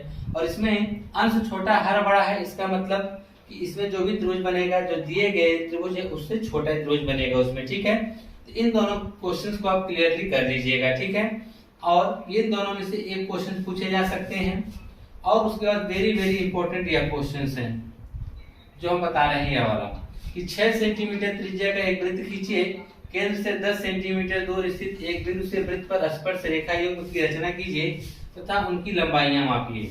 तो क्या करना है 6 सेंटीमीटर त्रिज्या का सबसे पहले एक वृत्त खींच देना है आपको। ठीक, फिर कहा कि केंद्र से 10 सेंटीमीटर दूरी पर एक कोई बिंदु लेना है। तो त्रिज्या आपने खींच दिया और त्रिज्या आपने इसका कितना ले लिया है 6 सेंटीमीटर। इसकी त्रिज्या हो गई 6 सेंटीमीटर। इसी केंद्र से 10 सेंटीमीटर दूरी पर, इसी केंद्र से 10 सेंटीमीटर दूरी पर हमने क्या ले लिया, बिंदु P ले लिया। अब बिंदु P से इस पे क्या खींचना, स्पर्श रेखा खींचना। तो क्या करेंगे, OP का समद्विभाजक खींचेंगे, ऊपर नीचे से डॉट लगा देंगे, इसको कट कर देंगे, जहां एक दूसरे काटेंगे उसको क्या मान लेंगे M, O से लेके M, इसको O मानेंगे। O से M की बीच की दूरी लेके हम क्या बनाएंगे, एक वृत्त की रचना करेंगे इस प्रकार से। ठीक है, जब यहाँ पे ये दोनों एक दूसरे को काट देंगे, इसको हम इस प्रकार से क्या करेंगे, मिला देंगे। ठीक है, तो ये आपने बिंदु P से इस पर क्या खींच दिया, स्पर्श रेखा खींच दिया। ठीक, और इसमें याद ध्यान दीजिएगा, अगर हम आप रचना बना रहे हैं, रचना बनाने के बाद आपको रचना के पद भी लिखना अनिवार्य है। ठीक है, अगर आप रचना के पद नहीं लिखेंगे तो आपके नंबर वाइज एग्जामिनर काट लेगा। तो इसलिए आप रचना के पद लिखना ना भूलिएगा। रचना के पद में क्या है, जैसे से आपने किया वैसे वैसे लिखना पड़ेगा, सब में 6 के 6 में आपको लिखना पड़ेगा। ठीक है, इसमें क्या लिखेंगे, सर्वप्रथम 6 सेंटीमीटर त्रिज्या का एक वृत्त खींचा और फिर उसके बाद हमने क्या किया, बिंदु O को केंद्र मानकर 6 सेंटीमीटर त्रिज्या का एक वृत्त खींच दिया। फिर उसके बाद आप कहेंगे कि इस केंद्र O से एक 10 सेंटीमीटर दूरी पर हमने एक बिंदु P लिया। अगला स्टेप होगा कि हमने OB का समद्विभाजन किया, जिसका समद्विभाजक बिंदु क्या मिला, M मिला। फिर M को केंद्र मानकर OM की बीच की दूरी लेकर एक वृत्त खींचा जो O केंद्र को A और B पर काट रहा है। ठीक है, और A और B की माप A के क्या करते हैं, यहाँ पे नाम दे देंगे A और यहाँ पे नाम दे देंगे B। A को P से और B को भी P से हमने मिला दिया। ये वृत्त की दोनों क्या होंगी, स्पर्श रेखा AP बराबर PB, और दोनों की लंबाई माप आप लिख लीजिएगा। ठीक है, और साथ में सुनिए ये वाला क्वेश्चन, वेरी वेरी इंपॉर्टेंट। ठीक है, दोनों क्वेश्चन को देख लीजिए, ये वेरी वेरी इंपॉर्टेंट इसलिए है क्योंकि कहा है 4 सेंटीमीटर त्रिज्या के एक वृत्त पर ऐसी दो स्पर्श रेखाएं खींचे जो परस्पर 60 अंश के कोण पर झुकी हो, या तो जरूर पूछेगा आपसे। ठीक है, अब इसको आप हल कैसे करेंगे, पहले इस चीज को भी तो जान जाइए। हम थोड़ा सा हिंट दे देते हैं आपको, ताकि ये क्वेश्चन इंपॉर्टेंट है, इसलिए थोड़ा सा हिंट देना चाहते हैं आपको, ताकि आपसे 6 नंबर पूछे जाएंगे क्वेश्चन। ठीक है, तो सबसे पहले आप क्या करेंगे, 4 सेंटीमीटर त्रिज्या का एक वृत्त खींच लीजिएगा। तो आप 4 सेंटीमीटर त्रिज्या के एक वृत्त खींच लेंगे इस प्रकार से। ठीक है, अब एक चीज ध्यान दीजिए, अगर हम वृत्त खींच लिए, यहाँ पर वृत्त का केंद्र हो गया, हम दोनों जब स्पर्शी रेखा खींचेंगे, यहाँ पे जो बनने वाला कोण होना चाहिए, कितना होना चाहिए, 60 अंश होना चाहिए, यही ना। तो आप देखिए, जब 60 होगा तो आपको क्या करना पड़ेगा, तो हम केंद्र से क्या करेंगे, दोनों स्पर्श रेखाओं से त्रिज्या से मिला देंगे तो चतुर्भुज बन जाएगा। 1 2 3 4 चतुर्भुज बन गया। तो यह दोनों तो 90-90 हो जाएंगे, यह भी 90 होगा और यह भी 90 हो जाएगा, बच जाएगा यह केंद्र वाला कोण। तो यह 90-90 हो जाएगा 60, 90-90 120 हो गया, क्योंकि सॉरी 180 हो गया, और समूह कोण का योग भी 180 होता है। यह दोनों 180 हो जाएंगे, यह 60 हो गया, ये भी दोनों 180 होने चाहिए। अगर यहाँ 60 का बनाएंगे तो यहाँ 120 का बनाना पड़ेगा। तो हम बड़ा चित्र बना के आपको बता देते हैं कुछ इस प्रकार से। ये दोनों स्पर्श रेखाएं हमारी बनेंगी, यहाँ पे हमारा 60 अंश का कोण बनेगा, ये वृत्त का केंद्र O होगा, इसको यहाँ से मिला देंगे, इसको यहाँ से मिला देंगे, ये दोनों त्रिज्याएं, इसका नाम रख देंगे A, इसका नाम क्या रख देंगे B, इसका नाम रख देंगे O। यहाँ भी 90 अंश का कोण बनेगा, यहाँ भी 90 अंश का कोण बनेगा। यहाँ पे आपको कितने बनाना पड़ेगा, 120 अंश का। कैसे, 90-90 180 अंश हो गया, समूह कोण बराबर हो गए, 180 अंश हो गया, इसके दोनों बीच कोणों का योग 180 अंश होना चाहिए, जबकि यह 60 है तो यह कितना होगा 120, यानी O पे आपको 120 अंश का कोण बनाना पड़ेगा। तो आप सबसे पहले क्या करेंगे, यहाँ पर आपने क्या किया, बिंदु O से यहाँ से एक ऐसी त्रिज्या खींच ली, इस त्रिज्या पे आप 90 अंश का कोण बना देंगे। ठीक, अब यहाँ पे कितने का बनाएंगे, 120, फिर इसको यहाँ से मिला देंगे, फिर यहाँ 90 अंश का कोण बनाएंगे और एक दूसरे यहाँ पे जाकर काटेंगे, वहाँ ऑटोमेटिक 60 अंश का कोण बन जाएगा। ठीक है, तो ध्यान दीजिएगा कि कैसे कैसे कोण बनाना है, हमने बता दिया है। ठीक है, और इसका जो सोल्यूशन है आपको इस वीडियो के डिस्क्रिप्शन में दे दिए हैं लिंक, वो दे देंगे, वहां से आप जाके इन क्वेश्चन को डिटेल में आप देख लीजिएगा। ठीक है, ये सब कैसे क्वेश्चन में करा रखा है। अब 45वां वाला क्वेश्चन कहा है, 8 सेंटीमीटर लंबा एक रेखाखंड खींचिए, A को केंद्र मानकर 4 सेंटीमीटर त्रिज्या का एक वृत्त तथा B को केंद्र मानकर 3 सेंटीमीटर त्रिज्या का एक अन्य वृत्त खींचिए। प्रत्येक वृत्त पर दूसरे वृत्त के केंद्र से स्पर्श रेखाओं की रचना करना। यह भी क्वेश्चन हमने करा रखा है, देख लीजिएगा। फिर कहा, किसी चूड़ी की सहायता से एक वृत्त खींचिए, वृत्त के बाहर एक बिंदु लीजिए, इस बिंदु से वृत्त पर स्पर्श रेखा की रचना। यह सब के सब क्वेश्चन हमने करा रखा है। इस वीडियो में के डिस्क्रिप्शन में इन सभी क्वेश्चनों की लिंक मिल जाएगी, वहां से आप जाके देख लीजिएगा। ठीक है, और ये सब क्वेश्चन तैयार कर लीजिएगा। 6 नंबर के क्वेश्चन इनमें से आने हैं और इस वाले क्वेश्चन पे आप लोग ज्यादा फोकस करिएगा, ठीक है। ये वाला क्वेश्चन हमको लगता है कि आपसे एग्जाम में जरूर पूछा जाएगा, ठीक है। इससे संबंधित क्षेत्रफल के हम लोग क्वेश्चन को देखेंगे। तो ये जो क्वेश्चन है इसमें हमने जो इम्पोर्टेंट है उनको ले लिया है कि जो ये सब क्वेश्चन हमने लिया है यह कई बार बोर्ड एग्जाम में पूछे गए हैं, ठीक है। तो उम्मीद करते हैं इस बार भी इसी तरह से कुछ क्वेश्चन पूछे जाएंगे आपसे। और अब इसमें क्या करना है कि जैसे कि आपके सामने हमने पहला क्वेश्चन लिया है, कहा है कि एक वृत्त की परिधि 22 सेंटीमीटर है, इस वृत्त के चतुर्थांश का क्षेत्रफल ज्ञात कीजिए। कहा है कि एक वृत्त की जो परिधि वो 22 सेंटीमीटर है, ठीक है। तो वृत्त की परिधि अगर 22 सेंटीमीटर है तो परिधि से हम क्या निकाल लेंगे, वृत्त की त्रिज्या निकाल लेंगे, ठीक है। हम वृत्त की त्रिज्या निकाल लिए। अब वृत्त की त्रिज्या निकालने के बाद कहा है कि वृत्त के चतुर्थांश का क्षेत्रफल, तो आप ये बताइए यह वृत्त हो गया, इसका चतुर्थांश यही होगा जिसको आप 4 भागों में बांट देंगे। जब 4 भागों में बांटेंगे तो इसका एक भाग यहाँ पे कितने इसका कोण बनाएगा 90, तो यहाँ पे ये 90 बनाएगा। और ये देखिए अगर हम दो त्रिज्याओं के बीच की बात करें, इसको ले लें तो ये आपका एक त्रिज्यखंड बन गया टोटल, देख रहे हैं कि नहीं। और त्रिज्यखंड निकालने के लिए आपको सीधे से फार्मूला पता है क्या, थीटा बटे 360 गुणे पाई आर स्क्वायर। तो यहाँ से आप क्या करेंगे, त्रिज्या निकाल ही लेंगे 2 पाई आर से, त्रिज्या मिल गई, थीटा का मान मिल गया, पाई आर स्क्वायर से रख के इस त्रिज्यखंड का क्षेत्रफल आप निकाल सकते हैं। जो त्रिज्यखंड होगा वही वृत्त के चतुर्थांश का भी क्या कहलाएगा, क्षेत्रफल कहलाएगा, ठीक है। तो इस प्रकार से आप हल कर सकते हैं। अब इसके बाद हम दूसरा क्वेश्चन इसका जो दिया गया है 48 यानी 48वां क्वेश्चन को देखेंगे कि 48वें क्वेश्चन में आपसे क्या कह रहा है। कहा है कि एक घड़ी की मिनट की सुई जिसकी लंबाई 14 सेंटीमीटर है, कोई घड़ी की मिनट की सुई है और उसकी लंबाई कितना दिया गया है, 14 सेंटीमीटर दिया गया है।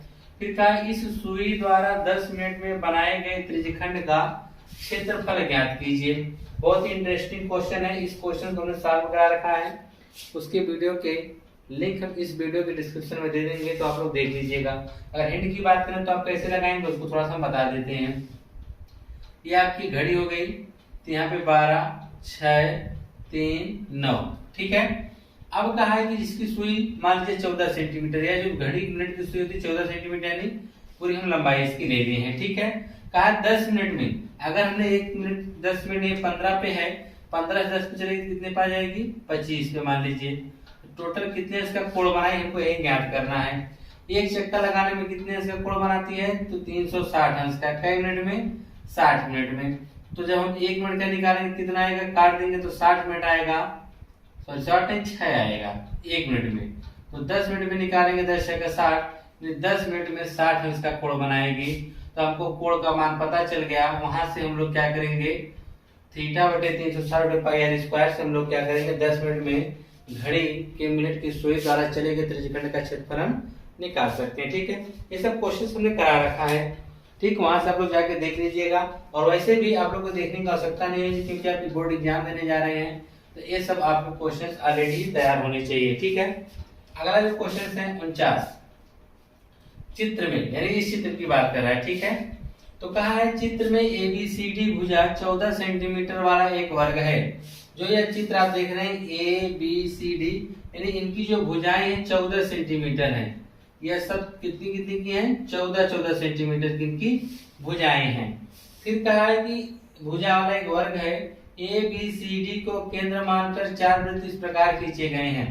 अब देखिए ABCD को केंद्र मानकर वृत्त खींचा जा रहा है कि प्रत्येक वृत्त 3 वृत्त क्या कहा है, प्रत्येक वृत्त 3 शेष वृत्तों में से 2 वृत्तों को बाह्य रूप से स्पर्श करता है। कहने मतलब क्या है, यह वाला जो वृत्त है इन तीनों वृत्तों में से किसी 2 को टच कर रहा है, इसको और इसको टच कर रहा है। और इस कंडीशन में अगर वृत्त बनेगा तो यह मान के चलिए कि त्रिज्या अगर सबकी समान होगी तभी तो वह एक दूसरे को टच कर पाएंगे। यानी टोटल कितना है 14, तो 14 है तो उसकी त्रिज्या हम कितनी ले लेंगे, 7 ले लेंगे, ठीक है।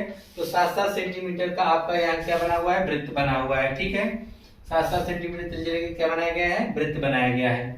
फिर कहा है कि छायांकित भाग का क्षेत्रफल ज्ञात कीजिए। देखिए छायांकित वाला भाग यही है, तो आप क्वेश्चन को लगाएंगे कैसे। तो सबसे पहले हम क्या करेंगे, इस वृत्त का क्षेत्रफल पूरा निकाल लेंगे, ठीक। हम पूरे वृत्त का क्षेत्रफल निकाल लेंगे। फिर उसके बाद जानते हैं आप लोग कि वृत्त के प्रत्येक कोण कितने हैं, वर्ग का प्रत्येक कोण कितने का होता है, 90 90 का होता है, और प्रत्येक कोण 90 का है और प्रत्येक की त्रिज्या कितनी है, 7। तो हम निकाल लेंगे कि यह त्रिज्यखंड कितना कटा है, देख रहे हैं कि नहीं। ऐसे से क्या त्रिज्यखंड है, 1 2 3 4। वृत्त के क्षेत्रफल में से हम 4 त्रिज्यखंड के क्षेत्रफल को घटा देंगे तो यह छायांकित वाला भाग बच जाएगा। इसी का आपको क्षेत्रफल बताना था, ठीक है। यह भी क्वेश्चन हमने करा रखा है, आप लोग अगर न समझ में आएगा तो आके देख लीजिएगा, ठीक है। हमने हिंट दे दिया है कैसे लगाना है, बाकी क्वेश्चन आप लोग कर लेंगे। क्या है चित्र में, यानी इस चित्र की बात कर रहे हैं, यहाँ पे नीचे बना हुआ है, ठीक है। क्या है चित्र में एक चतुर्भुज OPBQ अंतर्गत एक वर्ग OABC बना हुआ है, जिसमें OA बराबर 20 सेंटीमीटर, यानी यह जो माप दे रखा है 20 सेंटीमीटर, कहां से कहां तक, OA की माप दे रखा है 20 सेंटीमीटर है। तो छायांकित भाग का क्षेत्रफल बताना है कि टोटल छायांकित भाग का क्षेत्रफल कितना है। तो आप क्या करेंगे, इसके लिए देखिए आपको क्या करना पड़ जाएगा, यानी यहाँ से यहाँ तक इसमें 20 दे रखा है, तो अब ये देखिए यह 20 होगा तो यह भी कितना होगा, 20 ही मीटर होगा, ठीक। तो आप देखेंगे यहाँ पे कितने का कोण बनेगा, 90 का। तो आप चाहेंगे तो पाइथागोरस प्रमेय से वाली भुजा आप निकाल सकते हैं। ये निकालेंगे तो त्रिज्यखंड की क्या निकल कर आ जाएगी, त्रिज्या। त्रिज्यखंड की अगर त्रिज्या निकल कर आ गई भुजा, ये जो त्रिज्यखंड की त्रिज्या होगी, आयत आप ये इस प्रकार से निकाल सकते हैं, या तो आप यह फार्मूला लगा सकते हैं, करनी में 2 गुणे भुजा हो जाएगा, ठीक है। जिसका हम लोग कह सकते हैं, क्या कहते हैं, भुजा कड़ी में 2 होता है, जिसका वर्ग का परिमाप होता है, वर्ग के विकर्ण की माप होती है, ठीक है। तो यहाँ से आप लोग क्या करेंगे, इसको निकाल लेंगे। इस विकर्ण को निकालेंगे तो वह त्रिज्यखंड के लिए त्रिज्या का काम करेगी। उससे आप क्या करेंगे, यहाँ पे जो टोटल कोण बनेगा 90 अंश का बनेगा। यह टोटल आप निकाल लेंगे यहाँ से त्रिज्यखंड का क्षेत्रफल, ठीक है। त्रिज्यखंड के क्षेत्रफल में से वृत्त का क्षेत्रफल, वर्ग का क्षेत्रफल आप क्या करेंगे, घटा देंगे, जो बचेगा वो छायांकित भाग का क्षेत्रफल आप निकाल सकते हैं वहां से, ठीक है। तो इस प्रकार से आप इस वाले क्वेश्चंस को भी कर लेंगे। आइए अब 31वां सवाल देखिए, कुछ यह अलग है और इम्पोर्टेंट भी है। क्या है कि आकृति में दर्शाए गए वृत्तखंड का क्षेत्रफल ज्ञात कीजिए यदि वृत्त की त्रिज्या 21 सेंटीमीटर है और OAB के जो बराबर कितना दिया, 120 अंश दिया हुआ है। आपसे वृत्तखंड का पूछ रहा है, जीवाओं के द्वारा जो वृत्त 2 भागों में बढ़ता है उसे हम क्या कहते हैं, वृत्तखंड। चलिए छायांकित किया इसी वृत्तखंड का, इसी का पूछ रहा है, तो आप कैसे इसका बताएंगे। तो इसके लिए आप देखिए आपको क्या पता है, हमको इसकी त्रिज्या पता है। हम सबसे पहले इसका टोटल निकालेंगे, त्रिज्यखंड कितना है, ठीक, क्योंकि थीटा की मान आपको पता है और त्रिज्या भी पता है। टोटल आप निकालेंगे, त्रिज्यखंड आपको पता चल गया। अब बात आती है कि सिर्फ आपको इतने बताना है, लेकिन आपने निकाल लिया है टोटल, यानी यहाँ से टोटल आपने क्षेत्रफल निकाल लिया है, लेकिन आपको जो आपने लाल से कलर कर रखा है सिर्फ उतने का क्षेत्रफल बताना है। यानी इसका मतलब हमको इस त्रिभुज वाले क्षेत्रफल को हटाना पड़ेगा। इस त्रिभुज का क्षेत्रफल है कितना, तो उसको हटाने के लिए हमको क्या करना पड़ेगा, हमको यहाँ से एक लंब डालना पड़ेगा, ठीक है। जब इसमें हम लंब डालेंगे तो यह 60 का हो जाएगा, ठीक, यह 60 का हो जाएगा, और ये भी कितने का हो जाएगा, 60, और यह भुजा कितने की है, 21। हमको इस लंब की माप चाहिए, कितना है इस लंब की माप, तो उसके लिए हमको क्या, इन दोनों में संबंध निकालना पड़ेगा। इन दोनों में हम संबंध जानते हैं, ये आपका कर्ण होगा या लंब होगा। कर्ण और लंब किसका संबंध है, cos थीटा का। लिखेंगे cos 60 बराबर लंब, क्या कहते हैं, आधार बटे कर्ण होता है ना, आधार क्या हो जाएगा, यहाँ पे कोई नाम रख देंगे, m हो जाएगा OM बटा का 60 मान क्या होगा, 1/2 बराबर OM तो रहने दीजिए, हमको OM तो निकालना ही है। OB की बात करेंगे हो जाएगा 21, ठीक है। जब OM निकालेंगे तो इसका यहाँ चला जाएगा, तो OM बराबर आपका आ जाएगा 21/2, यानी ये वाला माप आपने निकाल लिया, कितना आ गया, 21/2। आपने लंब निकाल लिया, आपको बस ये आधार निकालना है, ठीक है। आधार निकालने के लिए आपको क्या करना पड़ेगा, हम यह माप निकालेंगे। यह कैसे निकलेगा, तो यह हो गया कर्ण, यह हो गया लंब। लंब और कर्ण में किसका संबंध होता है, साइन थीटा का। तो साइन थीटा बराबर आपका कितना हो जाएगा, 60 बराबर लंब के लिए हम बात करेंगे MB बटा आपका क्या हो जाएगा, OB, ठीक है। इसका मान आएगा कर्ण में 3/2 बराबर MB बटा में OB का मान कितना, 21। यहाँ से हम MB निकालेंगे, MB का हम क्या कर देंगे, 2 गुना, तो आपको क्या मिल जाएगा, AB, यानी आधार मिल गया और यह लंब मिल गया। 1/2 आधार गुणे ऊंचाई करके हम लोग क्या करेंगे, यहाँ से त्रिभुज क्षेत्रफल निकाल के घटा देंगे, ठीक है। आइए 52वां क्वेश्चन देखते हैं। इसको मैंने हिंट दे दिया, आप लोग कर लीजिएगा, बहुत इंपॉर्टेंट क्वेश्चन है यार। 52 वाले में कहा है कि एक कार के पहिए का व्यास 80 सेंटीमीटर है। कोई कार है जिसका व्यास क्या है 80 सेंटीमीटर है। यदि यह 66 किलोमीटर प्रति घंटा की चाल से चल रही है तो 10 मिनट में प्रत्येक पहिया कितने चक्कर लगाती है। बहुत ही इंटरेस्टिंग क्वेश्चन है, इसको आप लोग खुद से करिएगा। अगर नहीं आएगा तो आप लोग कमेंट्स बॉक्स में बताइएगा कि सर हमको यह क्वेश्चन नंबर 52 का सोल्यूशन बता दीजिए, हम बता देंगे। ठीक है, ये क्षेत्रफल और आयतन वाले क्वेश्चन हम देखेंगे। ठीक है, जिसको आप मेंसुरेशन भी कहते हैं। इनमें हम देखेंगे कि कौन कौन से इंपॉर्टेंट क्वेश्चन हो सकते हैं। देखिए, यह जो चैप्टर है अपने आप में हर एक क्वेश्चन इसका इंपॉर्टेंट है। ठीक है, फिर भी जो बोर्ड एग्जाम में पूछे गए क्वेश्चन हमने उनको लिया हुआ है, इसी के आधार पे आपसे क्वेश्चंस किए जा सकते हैं। या हो सकता है कि इन्हीं क्वेश्चंस में से आपको 1 से 2 क्वेश्चन देखने को मिल जाएं। ठीक है, जैसे कि हमने पहला क्वेश्चन देखिए कई बार बोर्ड एग्जाम में पूछा गया है, ये है कि कहा है कि 2 घनों जिनमें से प्रत्येक का आयतन 64 सेंटीमीटर क्यूब है के संलग्न फलकों को मिलाकर एक ठोस बनाया जाता है, इससे प्राप्त घनाभ का पृष्ठीय क्षेत्रफल ज्ञात कीजिए। कहने का क्या मतलब है कि 2 घन इसने लिया हुआ है। ठीक है, एग्जाम्पल में समझ लीजिए, यही एक घन है, ठीक, और एक दूसरा घन इसी के माप का यहाँ पर है, और दोनों घनों के मिला के क्या किया जा रहा है, रख दे रहे हैं। जब दोनों घनों को मिला के रखेंगे तो आप एक चीज देखेंगे, यह बन जाएगा घनाभ। कैसे कि इसकी लंबाई जो अगर हम देखेंगे तो जुड़ जाएगी, ठीक है, और इसकी ऊंचाई और चौड़ाई जो रहेगी वही सेम रहेगी, लेकिन इनकी जो लंबाई वो बढ़ जाएगी, जिसकी वजह से क्या बन जाएगा, घनाभ। तो घनाभ का पृष्ठीय क्षेत्रफल क्या होता है, 2 कोष्ठक में LB + BH + HL। अगर हम बात करेंगे कि एक घन का जो आयतन है वह कितना है, 64 है सेंटीमीटर क्यूब है। ठीक है, तो एक घन का अगर 64 है तो अगर हम भुजा की बात करेंगे तो चौथे को सोचो कि 64 नहीं 4 सेंटीमीटर आएगा। ठीक है, तो 4, तो इसकी लंबाई 4 से कितनी हो जाएगी, 8। लंबाई तो 8 होगी, चौड़ाई और ऊंचाई कितनी रह जाएगी, 4 ही रह जाएगी। इस फार्मूले में रखकर हम इसका पृष्ठीय क्षेत्रफल निकाल सकते हैं। ठीक है, बहुत ही इंटरेस्टिंग क्वेश्चन है, इसको आप लोग जरूर लगा लीजिएगा। अगला वाला कहा है कि एक ठोस धातु के बेलन के दोनों सिरों पर अर्धगोलाकार है। कहा है एक ठोस धातु के बेलन के दोनों सिरों पर क्या है, अर्धगोलाकार है तथा इसकी संपूर्ण ऊंचाई 19 सेंटीमीटर का बेलन का व्यास 7 सेंटीमीटर है। इस ठोस का भार ज्ञात कीजिए। यदि 1 सेंटीमीटर क्यूब धातु का भार 4.5 ग्राम है। देखिए इसमें कहा क्या है, ध्यान से समझिएगा।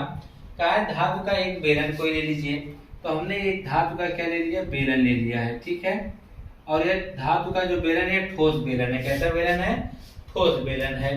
और कहा इसके दोनों सिरों पर अर्धगोलाकार है, तो इधर से भी अर्धगोलाकार हो गया और इधर से भी अर्धगोलाकार हो गया। ठीक, और इसकी संपूर्ण ऊंचाई, इसकी संपूर्ण लंबाई की वो बात कर रहे हैं, कितना, 19 सेंटीमीटर मान लीजिए लगा है। ठीक है, और जो बेलन का व्यास है वह 7 सेंटीमीटर है। तो बेलन का व्यास 7 होगा, त्रिज्या कितनी होगी, 7/2। तो यहाँ से भी त्रिज्या 7/2 होगी, तो यह भी त्रिज्या कितनी होगी, 7/2।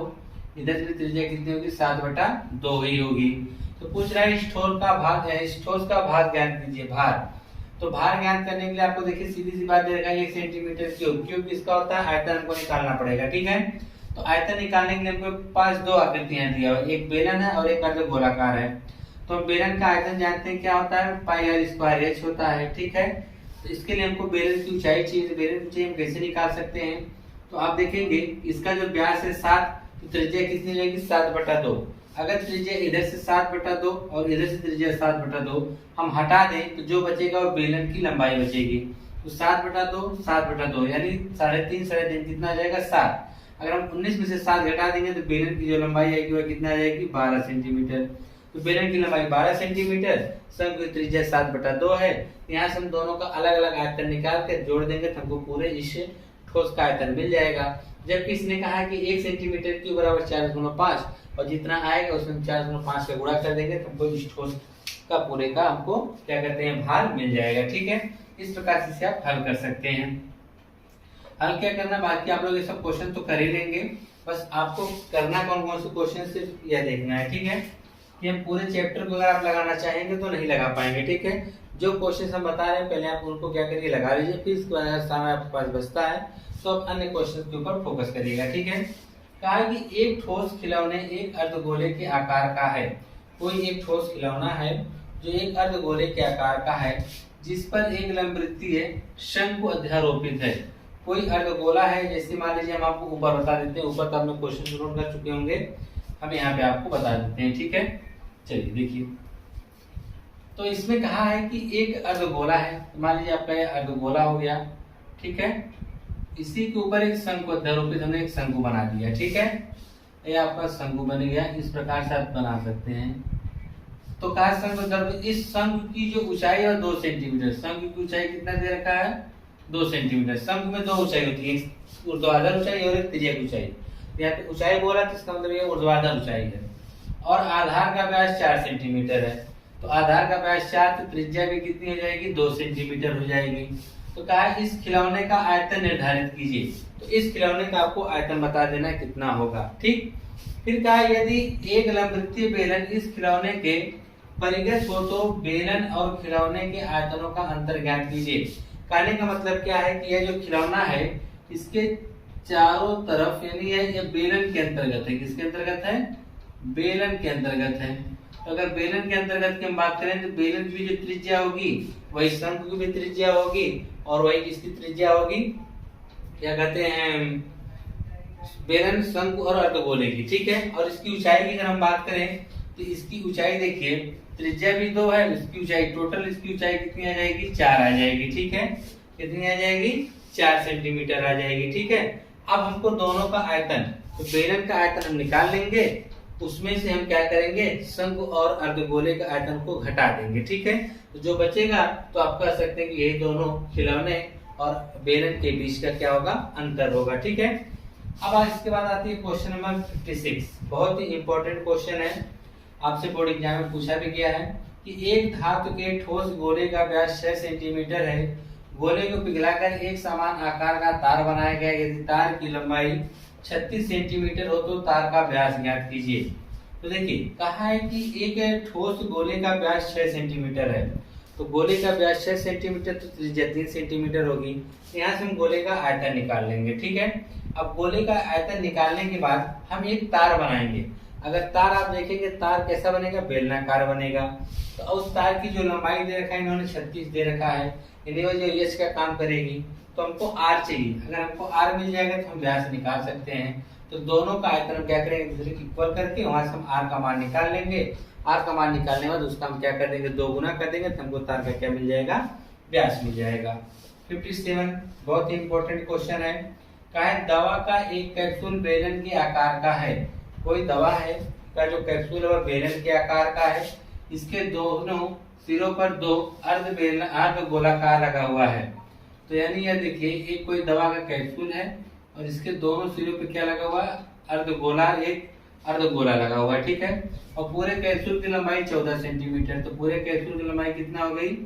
14 सेंटीमीटर हो गई, ठीक। जैसे वाला क्वेश्चन अभी आपने किया है। फिर कहा है कि और व्यास 5 सेंटीमीटर है। अगर व्यास 5 सेंटीमीटर, त्रिज्या कितनी होगी? 5/2। तो इधर भी त्रिज्या कितनी हो जाएगी? 5/2। तो पूरे कैप्सूल का क्या हो जाएगा? तो 5/2, 5/2 कितना हो जाएगा? 5। कैप्सूल की लंबाई कितनी आ जाएगी? 9 सेंटीमीटर। कैप्सूल की लंबाई कितनी आ जाएगी? 9 सेंटीमीटर। तो पूछा कैप्सूल का आयतन, तो बेलन का आयतन और दोनों अर्धगोले का आयतन निकाल के हम जोड़ देंगे, हमको पूरे कैप्सूल का आयतन मिल जाएगा। 58 में कहा है कि क्रमशः 6 सेंटीमीटर, 8 सेंटीमीटर और 10 सेंटीमीटर त्रिज्याओं वाले धातु के 3 ठोस गोलों को पिघलाकर एक बड़ा गोला बनाया जाता है। इस गोले की त्रिज्या ज्ञात कीजिए। तो इस गोले की त्रिज्या का मतलब क्या है? 3 गोले हैं और तीनों को पिघलाकर आप एक बड़ा गोला बनाएंगे, इसका मतलब इसका आयतन को आप पिघला रहे हैं, ठीक है। तो इन तीनों का आयतन हम निकाल के जोड़कर इस बड़े वाले गोले के आयतन के क्या कर देंगे? बराबर कर देंगे। वहां से आप आर बराबर निकाल लीजिएगा, तो आप उसी बता सकते हैं कि यह जो आर का मान आएगा वही इस बड़े वाले गोले की क्या होगी? त्रिज्या होगी, ठीक। अगला कहा है 59 में कि पानी पीने वाला एक गिलास 14 सेंटीमीटर ऊंचाई वाले एक शंकु के चिन्ह के आकार का है। दोनों वृत्तों के सिरों का व्यास 4 सेंटीमीटर से 2 सेंटीमीटर है। तो इस गिलास की धारिता क्या है? शंकु चिन्ह से क्वेश्चन से पूछा गया है, इसको आप लोग कर लीजिएगा, ठीक है। अब जितने भी क्वेश्चन आपसे बताए गए हैं, अगर आप उनमें से अगर कोई नहीं आता है तो आप लोग कोशिश करिएगा। इसके बाद भी नहीं आ पाता है तो आप कमेंट बॉक्स में बताइएगा, उस वीडियो के सोल्यूशन हम आपको प्रोवाइड करा देंगे, ठीक है। आइए और सांख्यिकी वाले क्वेश्चंस को देखेंगे। सांख्यिकी वाले क्वेश्चंस में देखिए आपको क्या है? 4 चीजें हैं। माध्य, माध्यिका और बहुलक, और एक खींचने वाला तोरण। ठीक है, तोरण तो बहुत कम चांस है उसके पूछने के, लेकिन माध्य, माध्यिका और बहुलक आपको इसको तैयार करना पड़ेगा। ठीक है, जो आपका माध्य है इसको आप 4 प्रकार से लगा सकते हैं। जैसे इसको 3 प्रकार से, जैसे एक होता है कल्पित माध्य, एक होता है पग विचलन वाला, और एक होता है क्या कहते हैं प्रत्यक्ष विधि। ठीक है, इसको 3 विधि से आप लोग निकाल सकते हैं। तो आप तीनों विधियां तैयार कर लीजिएगा, पहली कंडीशन।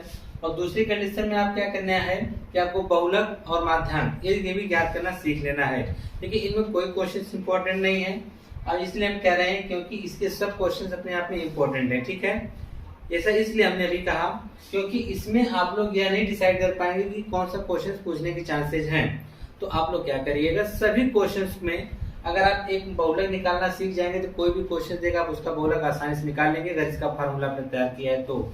उसी तरह से माध्यांक वाला है और यह माध्य है। ठीक है, आपको माध्य में जो भी आसान लगे तरीका, चाहे वह पग विचलन लगे, चाहे कल्पित माध्य लगे या प्रत्यक्ष विधि, जो भी आपको इजी लग सके आप करिएगा। हो सकता है आपसे एग्जाम में कह दे कि पग विचलन विधि द्वारा इसका माध्य निकालिए, या इसको कह दे कि पग विचलन द्वारा, या आपसे कह दे कि कल्पित माध्य द्वारा। तो इसलिए आप सभी तरीके को तैयार करके जाएंगे। ठीक है, इस चैप्टर में हम कुछ खास इंपॉर्टेंट इसलिए नहीं बता रहे हैं क्योंकि इसके सभी क्वेश्चंस अपने आप में इंपॉर्टेंट है। इसमें क्वेश्चंस नहीं बल्कि इसमें आप तरीका आपको सीखना है।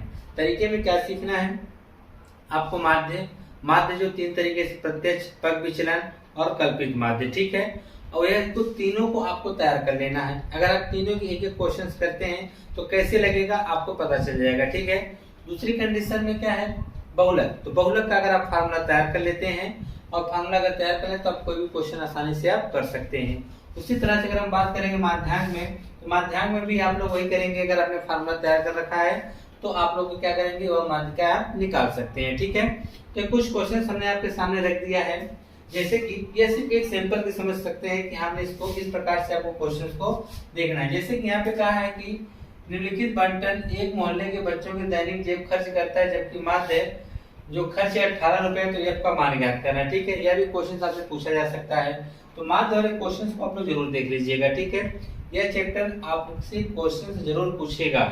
ठीक है, अधिकतर हमने इस क्वेश्चन में जो यह मान निकालना है और अभी पूछ सकता है, इसमें आपसे फार्मूला भी पूछ लेगा और साथ ही साथ आपसे मान भी पूछ लेगा। ठीक है, ये जो क्वेश्चन दिए गए हैं इनको आप तैयार कर लीजिएगा और साथ ही साथ आप इसमें से माध्य, माध्यिका और बहुलक, ठीक है, इस चैप्टर वाला जो सांख्यिकी है इसमें से आप लोग खुद से ही सभी टॉपिकों से हर क्वेश्चन को तैयार कर लीजिएगा। ठीक है, कहना चाहते हैं कि इन क्वेश्चंस को आप तैयार कर लीजिएगा। आपके टोटल हमने क्वेश्चन बता दिए 62, जिसमें से हम 60 क्वेश्चन ही मान के चलते हैं।